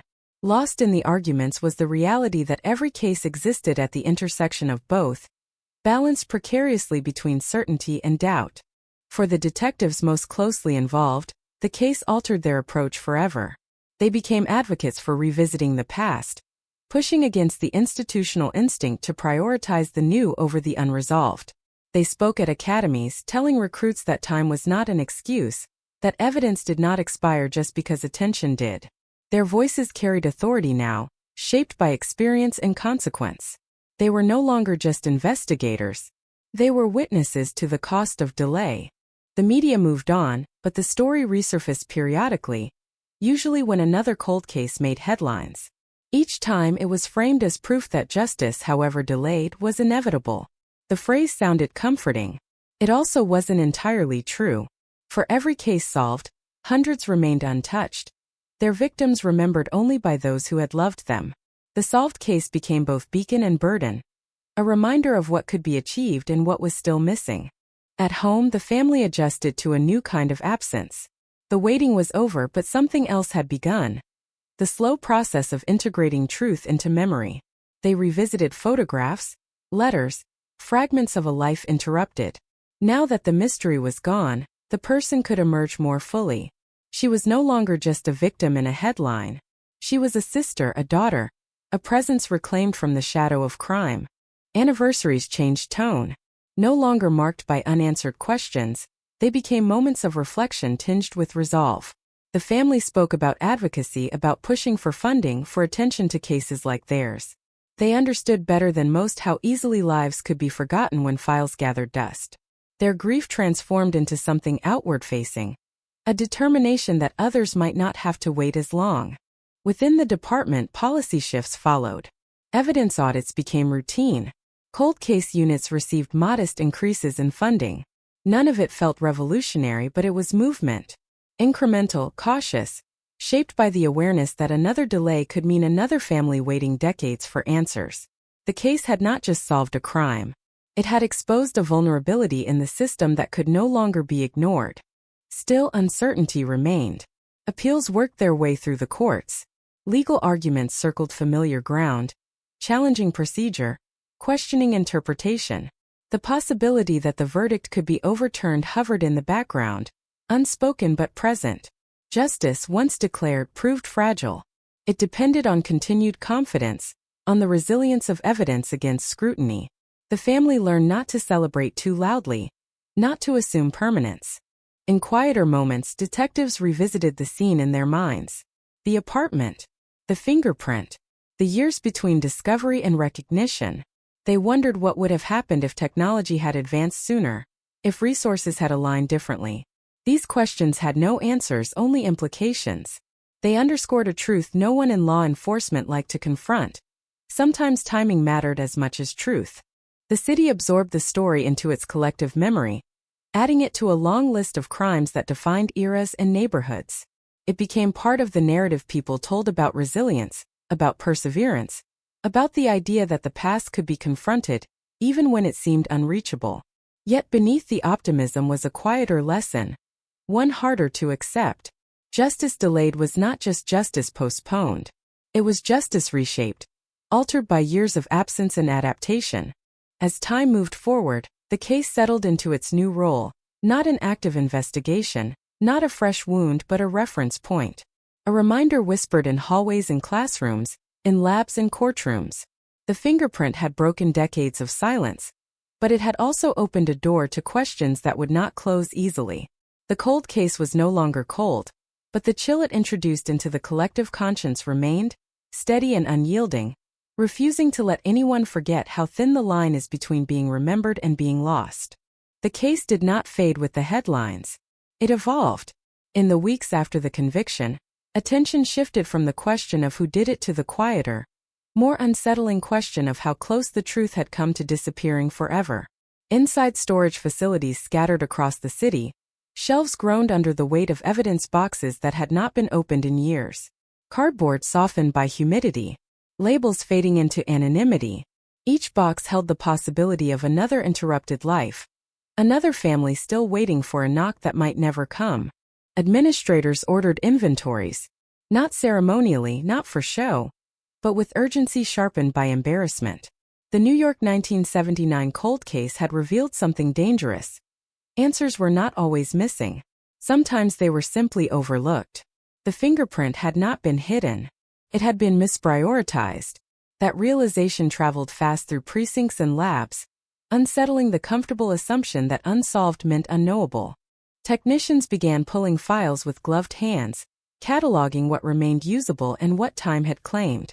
They worked under fluorescent lights that hummed like static, flipping through reports typed on machines that no longer existed. Ink smudges, coffee stains, margins filled with hurried notes from detectives long retired or long dead. Every detail felt like a message from another era, asking whether it still mattered. The answer now was yes. But reopening the past carried risks. Each review raised expectations. Families called daily, their voices tight with hope they tried to disguise as politeness. They asked the same question in different ways. Is there anything new? Investigators learned quickly how heavy those words were. Anything new could mean everything or nothing. It could be salvation or another delay dressed as progress. For the lead detective, sleep became fragmented. Nights brought images not just of the solved case, but of all the others still unresolved. Faces from grainy photographs. Scenes described only in reports. He realized that solving one cold case had expanded the emotional landscape of his work, rather than shrinking it. Closure was not a finish line. It was a reminder of distance yet to cover. The department's public stance remained careful. Officials emphasized procedure, caution, respect for due process. Privately, they acknowledged fear. Fear that scrutiny would uncover mistakes too numerous to defend. Fear that trust, once shaken, would not easily return. The fingerprint had proven the system could work, but it had also illuminated how often it hadn't. That duality defined every internal conversation. Defense attorneys seized the moment. In courtrooms across the city, they referenced the case as precedent and warning. They questioned old evidence, challenged forensic interpretations, demanded reviews that stretched already thin resources. The justice system strained under the weight of its own history, forced to reconcile progress with fallibility. Every argument echoed the same tension. Technology could reveal truth, but it could also expose doubt. The convicted man watched these developments from behind reinforced glass. Appeals moved slowly, predictably. His legal team focused on process, not innocence. They argued contamination, chain of custody gaps, the danger of retrospective certainty. He said little, maintaining a posture of detachment that frustrated both critics and supporters. Silence became his strategy, as it had been for decades. Silence had served him once. It might serve him again. Outside, the city continued its rhythm. Subways roared. Markets opened and closed. People who had never heard of the case passed the apartment building without noticing anything unusual. Time smoothed the edges of memory for those not directly affected. For the family, though, time felt uneven. Some days the conviction felt immediate, raw. Other days it felt distant, almost abstract, as if it belonged to someone else's story. They revisited the past with new eyes. Conversations once avoided resurfaced, now framed by certainty rather than speculation. They spoke about her habits, her plans, the life that had been unfolding before it was cut short. In these moments, the case shifted from crime to biography. The victim reclaimed her complexity, her contradictions, her humanity. The cold case had frozen her in one moment. Solving it allowed her to move again. Community forums sprang up, hosted in libraries and church basements. Retired detectives spoke alongside forensic experts, explaining how cases went cold and how they could be revived. Attendance was high at first, driven by curiosity and anger. Over time, numbers thinned, leaving behind those most invested in change. They discuss funding, training, accountability. Progress was incremental, fragile, dependent on sustained attention. The media's role evolved as well. Investigative reporters followed the money, tracking which units received resources and which did not. Opinion columns debated whether justice delayed could still be called justice. Some argued the system had redeemed itself. Others insisted the delay itself was a form of harm. The discourse grew more nuanced, less celebratory, acknowledging that solving a case did not erase the years it had consumed. Within the forensic lab, technicians faced a reckoning of their own. Pride in their work mixed with unease. The fingerprint match had been a triumph, but it raised uncomfortable questions about oversight and redundancy. How many other matches had been possible years earlier? How many had been missed? Protocols were revised. Audits became standard. No one said it out loud, but everyone understood. The lab's credibility was on trial alongside every reopened case. As months passed, the case entered legal limbo. Appeals were filed, responses drafted, hearings scheduled and postponed. The certainty that had followed the verdict softened into cautious patience. The family learned to live with this new phase, balancing hope with realism. They had waited decades already. Waiting again felt cruel but familiar. At least now they knew what they were waiting for. The detective returned to the original evidence one last time, not out of necessity but compulsion. He reviewed the fingerprint image, the comparison charts, the confirmation notes. Everything held. The science was sound. The process, though delayed, had been thorough. He allowed himself a rare moment of confidence. Whatever happened next, the truth had been documented. It could be challenged, but it could not be erased. In quiet interviews, he spoke about responsibility. Not heroism. Not victory. Responsibility to the dead and to the living. He emphasized that cold cases were not puzzles waiting for genius, but obligations waiting for attention. His words resonated with younger officers, many of whom entered the field inspired by shows and stories that glamorized resolution. Reality, he reminded them, was slower, heavier, and less forgiving. The city council convened hearings. Families testified. Experts presented data. Budget lines were debated late into the night. The outcome was modest but meaningful. Sustained funding for cold case reviews, dedicated staff, clear benchmarks. It was not a revolution. It was recognition. The acknowledgement that ignoring the past carried costs that eventually demanded payment. Years after the murder, the apartment where it happened changed hands again. Renovations erased visible traces, but some tenants reported an unease they couldn't explain. Stories persisted, passed quietly between neighbors. The building became a symbol, not of fear, but of memory's persistence. Places remembered even when people tried not to. The convicted man's appeal was denied. Then another. Each decision tightened the narrative, reinforcing the verdict without fanfare. Justice did not arrive with applause. It arrived with paperwork and signatures, with quiet confirmations that accumulated into finality. The family received the news in a phone call, understated, almost anticlimactic. They sat together in silence afterward, absorbing what permanence felt like. In the end, the New York 1979 cold case did more than identify a killer. It changed how absence was perceived. It taught that silence was not empty, that waiting left marks, that truth could survive neglect but not without consequence. The fingerprint had broken decades of silence, but the echo lingered, reshaping institutions, relationships, and expectations. As the case settled into history, it carried a warning forward. Evidence does not speak on its own. It waits.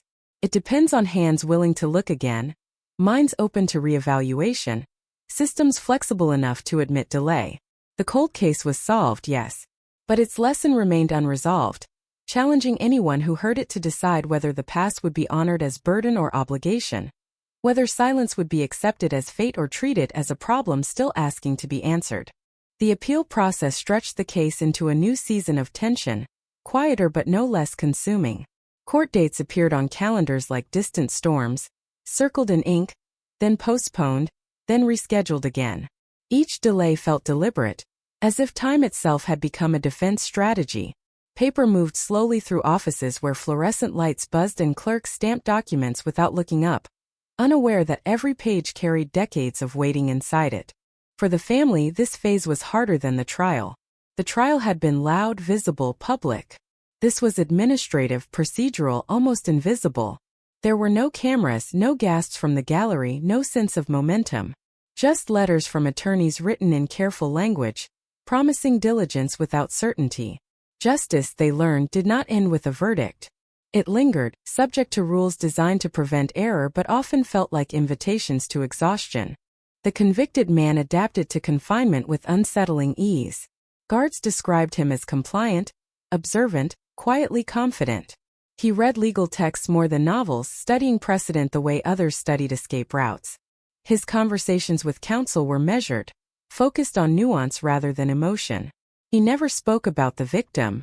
When asked why, he answered with a shrug. Silence again was his armor. It kept speculation alive without offering vulnerability. Inside the prosecutor's office, younger attorneys reviewed the file as part of training exercises.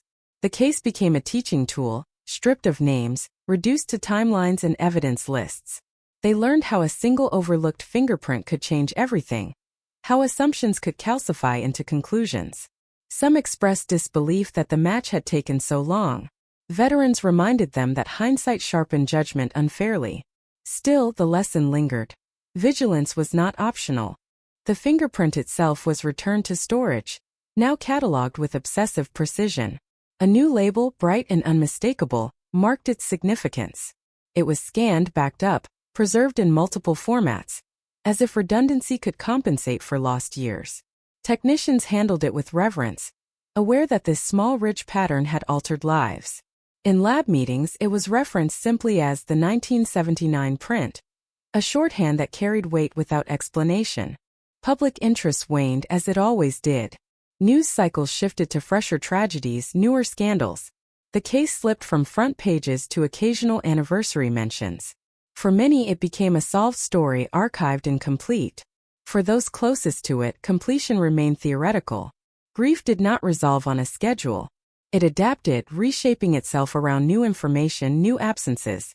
Community trust showed signs of cautious repair. Town halls grew less confrontational, more collaborative. Citizens asked how they could help preserve evidence, support reforms, prevent other cases from going cold. The conversation moved from blame to responsibility. It was a subtle shift, fragile but real. People began to see justice not as a distant institution but as a process requiring maintenance. The lead detective retired quietly. No ceremony, no speech. On his last day, he cleared his desk, leaving behind notebooks filled with cramped handwriting and margin notes only he could fully decipher. He took one final walk through the precinct, pausing at the evidence room door.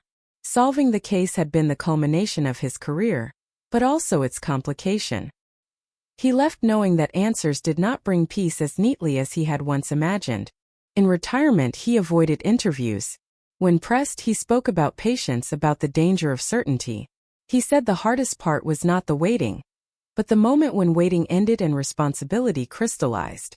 Knowing meant carrying the weight of truth without the illusion that it fixed everything. He advised caution against celebrating too loudly. Closure, he insisted, was not an event. It was a process with no clear endpoint. The victim's apartment building became the subject of a small documentary project, focused on urban memory rather than crime. Residents spoke about the way stories seeped into walls, how spaces absorbed emotion over time. The filmmaker avoided sensationalism, choosing instead to show empty hallways, doorways catching afternoon light, stairwells echoing with footsteps. The murder was mentioned only briefly, as context rather than spectacle. It was a quiet acknowledgement that places outlived events but never fully forgot them. Meanwhile, other cold cases surfaced in public consciousness, each carrying its own mix of hope and dread. Families reached out to the same lab, the same detectives, asking if fingerprints, DNA, or forgotten notes might hold answers. Resources were finite. Choices had to be made. Each decision felt like triage, an implicit ranking of grief. The system struggled to balance fairness with feasibility. In one case, evidence had been destroyed years earlier under outdated retention policies. The revelation sparked outrage, Lawsuits, renewed scrutiny. The New York 1979 cold case was cited again, this time as a cautionary tale about preservation. Legislators debated extending retention requirements indefinitely. Critics warned of costs, storage limits, administrative burden. Advocates countered with stories of families who had lost not just loved ones, but the possibility of knowing why. The convicted man's name faded from conversation, replaced by institutional questions. Who was responsible for the delay? Was it negligence or circumstance? Investigations found no single villain, only layers of oversight failures and cultural assumptions. Accountability proved diffuse, difficult to assign. Some found this unsatisfying, craving a clear target. Others accepted it as reality, understanding that systems failed differently than individuals. The family chose not to participate in these debates publicly. They focused inward, rebuilding rituals interrupted decades earlier. They visited her grave together, something they had avoided when the case was unresolved. Standing there now felt different. The stone no longer represented a question. It represented an answer, incomplete but grounded. They spoke to her as if she could hear, telling her what had happened, what had changed. Time continued its uneven march. The appeal window closed. The sentence stood. No further motions were filed. The case settled into legal finality, a status that felt both relieving and strangely hollow. After so many years defined by uncertainty, certainty felt unfamiliar, even uncomfortable. The family learned to live without the constant anticipation of news, discovering that silence could still be heavy, even when it no longer threatened to conceal truth. In academic circles, the case appeared in journals discussing forensic backlog and institutional memory. Scholars analyzed it with clinical detachment, extracting lessons, proposing models. Their language was precise, abstract. Some families found it cold. Others appreciated that the story might prevent future delays. The victim's name became a footnote, then a citation, then a statistic. The transformation was unsettling but inevitable. On quiet evenings, the city looked unchanged. Streetlights flickered on. Restaurants filled. Music drifted from open windows. Life asserted itself with indifference to history. Yet beneath that surface, the solved cold case had left subtle traces. Procedures revised. Attitudes shifted. Expectations recalibrated. The fingerprint had done more than identify a perpetrator. It had exposed the fragile relationship between time and truth. Years later, when asked about the case, younger officers spoke of it with reverence. Not as a legend but as a reminder. They referenced it when advocating for thoroughness, when resisting shortcuts, when arguing that no file should ever be considered truly dormant. The phrase "Remember 1979" circulated quietly, a shorthand warning against complacency. The story did not end with applause or closure. It ended the way most real stories did, with adaptation. People adjusted to new information, new realities, carrying them forward alongside everything else. The cold case had been cracked, but its impact continued to ripple, shaping decisions and perceptions long after the headlines faded. And somewhere in a climate-controlled room filled with shelves and boxes, the fingerprint rested in darkness, unchanged. A small pattern of lines and whorls waiting no longer to be seen, but to be remembered. Not as a miracle, not as a failure, but as evidence of what patience, persistence, and attention could uncover when silence was finally challenged. Years passed with a strange quiet that settled over the case, not the peace people expected, but a low, persistent hum, like electricity still running through walls after the lights are turned off. The conviction stood, the appeals exhausted, the paperwork finalized, yet the story refused to lie flat. It lingered in conversations, in training rooms, in late-night thoughts of those who had lived with it for too long to simply let it go. In the city archives, a new generation of analysts reviewed old homicide files digitized from paper that smelled faintly of dust and ink. The 1979 case was often the first they opened, not because they were told to, but because curiosity pulled them there. It was labeled resolved, yet flagged with annotations about procedural delay, evidence oversight, institutional reform. A solved case with unresolved consequences. They read witness statements typed on yellowing forms, margins crowded with handwritten corrections. They learned how certainty had once been assumed where doubt should have lived. The fingerprint became a reference point in seminars and conferences. Slides projected its ridges onto large screens, blown up until the lines looked like topographic maps. Experts spoke about pattern recognition, about how technology now did in seconds what once took months, sometimes years. They spoke carefully, aware that speed did not equal wisdom. Someone always mentioned 1979 as proof that technology alone was never enough. Someone had to ask the right question. Someone had to care. Outside institutional walls, the victim's name resurfaced unexpectedly when a journalist began tracing the afterlives of cold cases.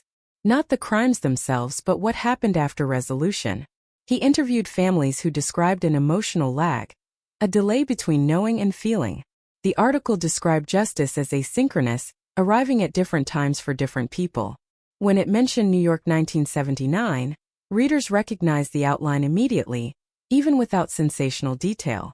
The case had become shorthand for belated truth. The convicted man aged in prison. His hair thinned, his posture softened. Guards noted the change, subtle but unmistakable. He filed fewer grievances, made fewer requests. He spent long hours in the library not studying law now but history. When asked why, he said history explained patterns better than courts ever could. It was an answer that unsettled those who heard it, because it suggested reflection without remorse, understanding without accountability. One afternoon, a corrections officer found him staring at his own hands, turning them slowly under fluorescent light. The officer joked about fingerprints, trying to break the silence. The man did not laugh. He closed his fingers into a fist and said nothing. Some moments did not need explanation. Silence once again did the work. The detective who had solved the case received letters from families of other victims. Some thanked him. Others pleaded. He responded to as many as he could, careful not to promise miracles. He wrote about patience, about evidence, about the cruelty of time. In private, he admitted to friends that each letter reopened old fatigue. Solving one case did not make him immune to the weight of those still unsolved. At home, he kept a single box from his career. Inside were commendations, photographs, and one photocopy of the fingerprint, folded carefully. He told himself he kept it as a reminder of persistence. In truth, it was a reminder of failure as much as success. A symbol of how close answers could be, and how easily they could be missed. The City Council passed new evidence retention laws. Press releases framed them as proactive, forward-thinking. Behind the scenes, debates had been fierce. Storage costs, liability concerns, administrative overload. Ultimately, the argument that prevailed was simple. Evidence outlived assumptions. The vote passed unanimously, a rare moment of consensus shaped by collective embarrassment and collective hope. Community workshops emerged, teaching citizens how investigations worked, how evidence was handled, how mistakes happened. Attendance was uneven at first, then grew. People asked uncomfortable questions. Could this happen again? Was anyone watching the watchers? Officials answered carefully, balancing transparency with caution. The shadow of 1979 hovered over every response, a reminder that trust, once fractured, took effort to rebuild. In a small museum exhibit on the history of forensic science, the case appeared in a single panel. No names, no photographs. Just a timeline showing discovery, stagnation, rediscovery. Visitors lingered longer than curators expected. Something about the pause in the middle of the line, the long stretch of nothing, resonated. It mirrored experiences beyond crime. Lost opportunities, unanswered letters, relationships stalled by misunderstanding. For the family, anniversaries changed character. They no longer marked the day of disappearance alone. They marked the day of identification, the day the fingerprint spoke. 2 dates, 2 kinds of grief. One raw and open, the other sharp and clarifying. They learned that resolution did not replace loss. It reframed it, forcing them to integrate truth into memory. One sibling admitted that part of them preferred the uncertainty. In uncertainty, hope could exist without contradiction. In certainty, reality imposed boundaries. This confession was met with silence, then understanding. Grief allowed contradictions. It demanded them. The journalist's article sparked renewed discussion online. Comment sections filled with arguments about justice delayed, about whether decades-late convictions mattered. Some said yes emphatically. Others questioned the value. A retired judge weighed in, writing that justice was not measured by comfort, but by accuracy. His comment was shared widely, quoted out of context, debated fiercely. The case had once again become a mirror for broader anxieties. Meanwhile, the evidence lab expanded. New hires, new machines, new protocols. On the wall hung a framed copy of a memo written after the fingerprint match, reminding staff that no result was insignificant, no case truly closed. It was not inspirational art. It was a warning. New technicians read it on their first day, absorbing the message without fully grasping its weight. That understanding came later, usually after their first near miss. Late one night, a young analyst stayed behind, rerunning old data from another cold case. She thought about 1979, about how someone had once boxed evidence away with the belief that it no longer mattered. She checked her work twice, then a third time. When she finally left the lab, the city was quiet, streets glossy with rain. Somewhere in the distance, sirens wailed, a reminder that history never stopped accumulating. The New York 1979 case was no longer front-page news, no longer a courtroom drama. It had become infrastructure embedded in policy, training, and collective memory. Its power lay not in shock but in persistence, in the way it refused to disappear even after being solved. And so the story continued, not forward but outward, branching into decisions and habits shaped by a single forgotten fingerprint. It did not demand attention.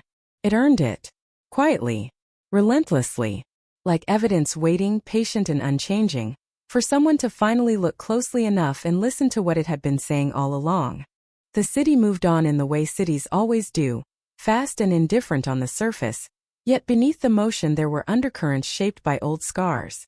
The 1979 case no longer appeared in headlines, but it lived on in policy manuals, in whispered references during late-shift briefings, in the instincts of detectives who had learned to distrust the word finished. It had become a quiet instructor, teaching without ever raising its voice. In one precinct basement, shelves of boxed evidence stretched into dim corners. Cardboard, plastic, metal lockers sealed with numbers instead of names. A senior officer walked a group of recruits through the rows, his footsteps echoing softly. He stopped, placed a hand on one box, and told them this was what time looked like. Not years on a calendar, but objects waiting. Fibers. Photographs. Prints.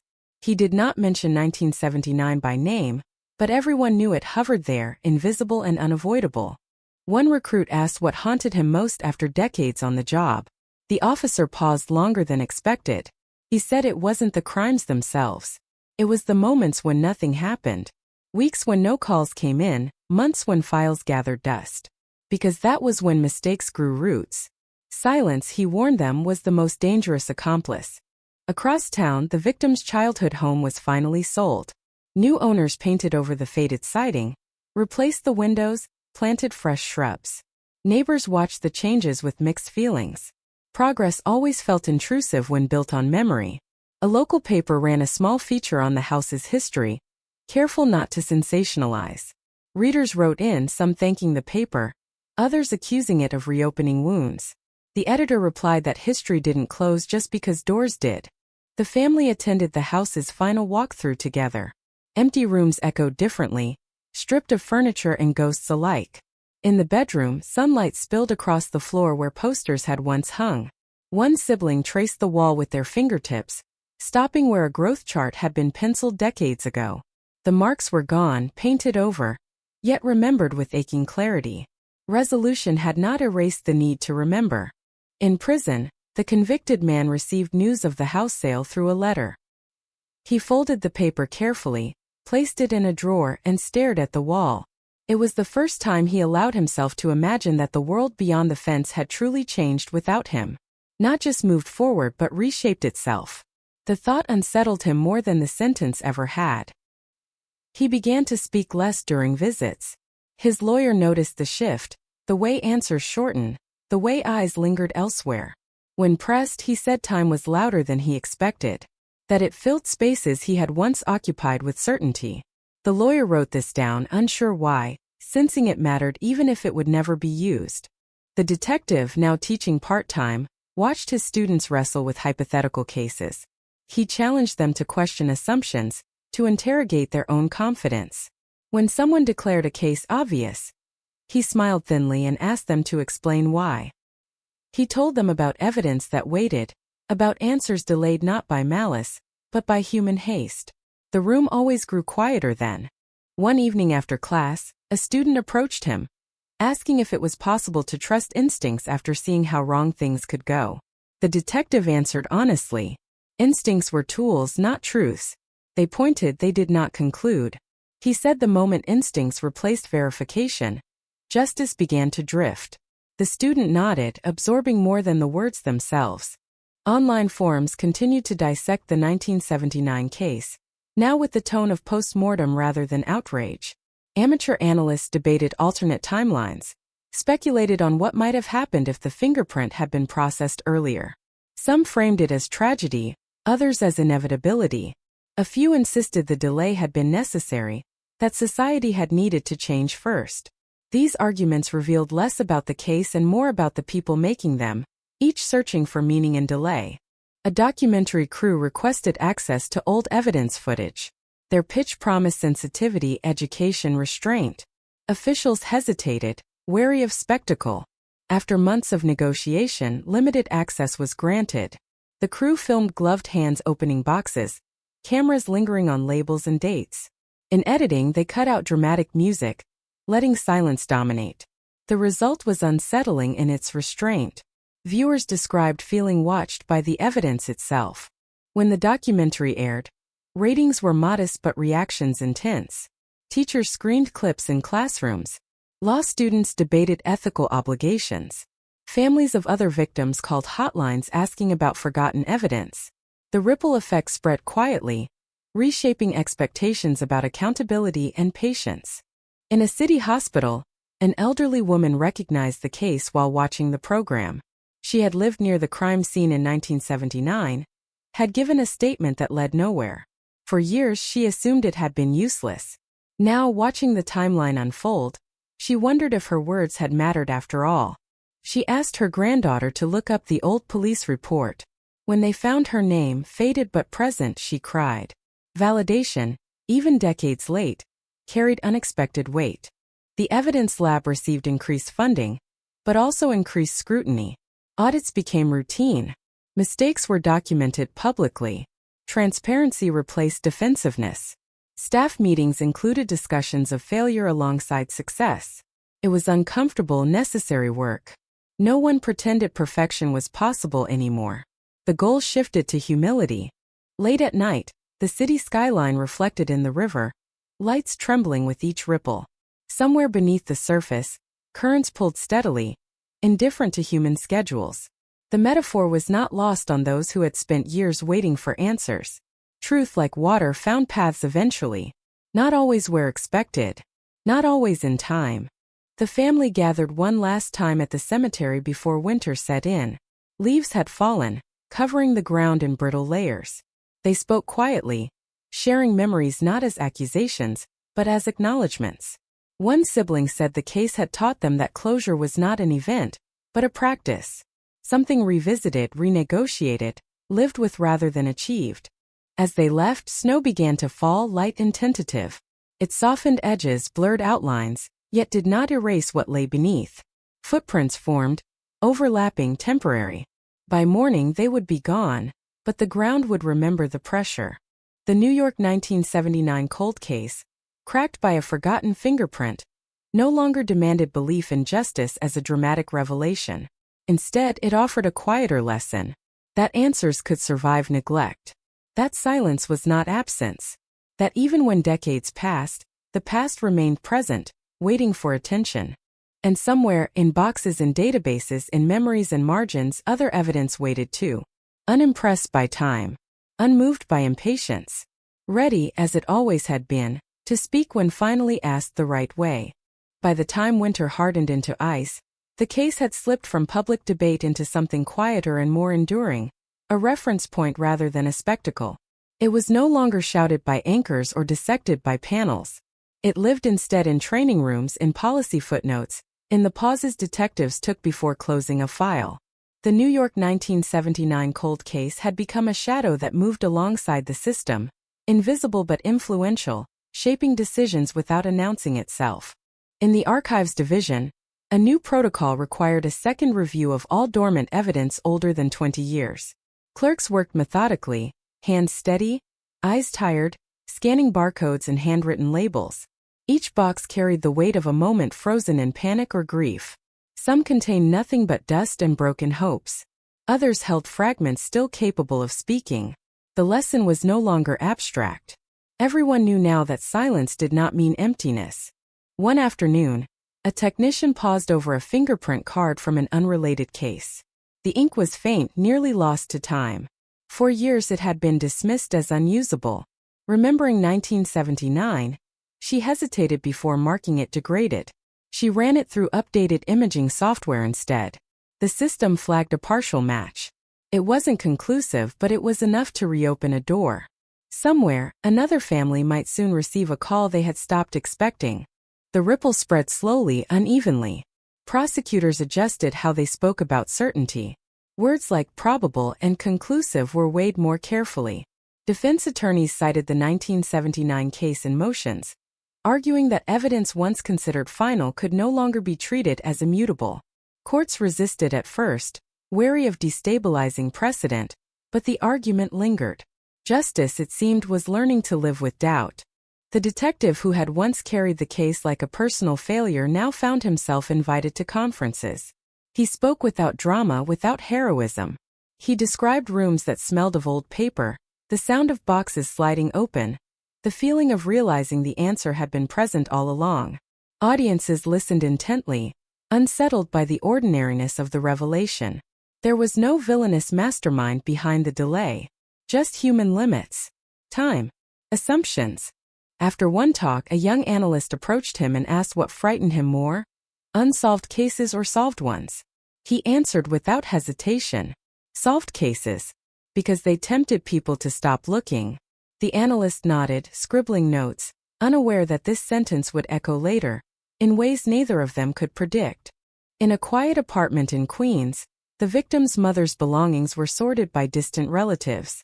Letters tied with string, old receipts, a calendar from 1979, pages yellowed, dates circled in blue ink.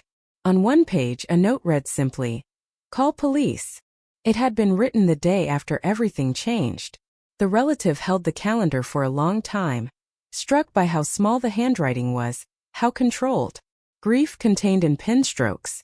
They donated the calendar to a local historical society, documenting crime victims' experiences. It was displayed without commentary behind glass, under soft light. Visitors stopped in front of it longer than expected. It required no explanation. The absence spoke clearly enough. Meanwhile, the convicted man adjusted to the slow rhythm of acceptance. Appeals were exhausted. Interviews declined. He spent hours reading in the prison library, drawn to history, to accounts of eras collapsing under their own certainty. Empires, ideologies, reputations. He recognized something familiar in those narratives. Time again doing its work. A chaplain asked him once if he believed the case would have ended differently if the fingerprint had been found sooner. He considered the question carefully. He said sooner would have been easier. Not better. Easier for everyone to pretend the damage was smaller. Waiting had allowed the truth to arrive heavier, undeniable. The chaplain wrote this down later, unsure whether it was insight or rationalization. On the streets where the crime had occurred, new businesses opened. Cafes, pharmacies, a daycare. Parents pushed strollers past a plaque installed quietly near the corner, commemorating victims of unsolved violence. The plaque did not mention names. It listed years. 1979 among them. Children played nearby, unaware of the weight beneath their laughter. Life, indifferent and persistent, reclaimed the space. Police radios crackled with fresh calls. New cases demanded attention. Urgent ones. Loud ones. Yet in the background, the older files hummed softly, no longer ignored. Detectives checked on them between tasks like patients in long-term care. Not expecting miracles. Just listening for changes. A reporter who had covered the case from the beginning revisited her old notebooks. Margins were filled with questions she had never answered.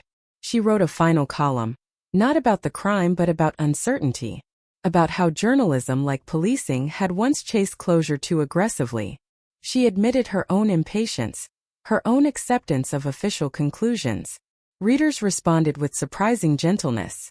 Many confessed they had wanted certainty more than truth. In a law school seminar, students debated whether delayed justice could still be considered justice. Opinions fractured. Some argued that time diluted accountability. Others said truth, whenever it arrived, still mattered. One student quoted the 1979 case, noting that the delay had exposed systemic flaws that immediate resolution might have hidden. The professor let the debate run long, sensing its importance. As spring approached, the city shed its winter skin. Snow melted into gutters, carrying debris toward drains. Layers revealed themselves. Beneath, grime patterns emerged. The metaphor was almost too precise. Investigators noticed it too, joking darkly about seasons doing forensic work for them. The family marked the anniversary privately. No cameras. No statements. Just a shared meal, a candle lit near a window. They spoke about ordinary things. Jobs, weather, plans. The absence remained, but it no longer dominated the room. It had become one presence among many, not the only one. Later that night, one sibling walked alone through the neighborhood. Streetlights buzzed softly. Windows glowed. Somewhere music played. He thought about how many lives had intersected with the case unknowingly, how many decisions had been influenced by a fingerprint sitting in a box. He realized the case had never been just theirs. It belonged to the city, to the system, to time itself. The New York 1979 cold case no longer asked to be solved. That chapter was closed. What it demanded now was remembrance without complacency, attention without obsession. It asked those who inherited its lessons to stay uncomfortable, to resist the urge to declare anything final too soon. And as night settled over the city once more, files rested in their boxes, evidence lay still, and somewhere, in quiet rooms and quiet minds, the understanding deepened. The past did not fade. It waited, patient, persistent, ready to return the moment someone assumed it was finished.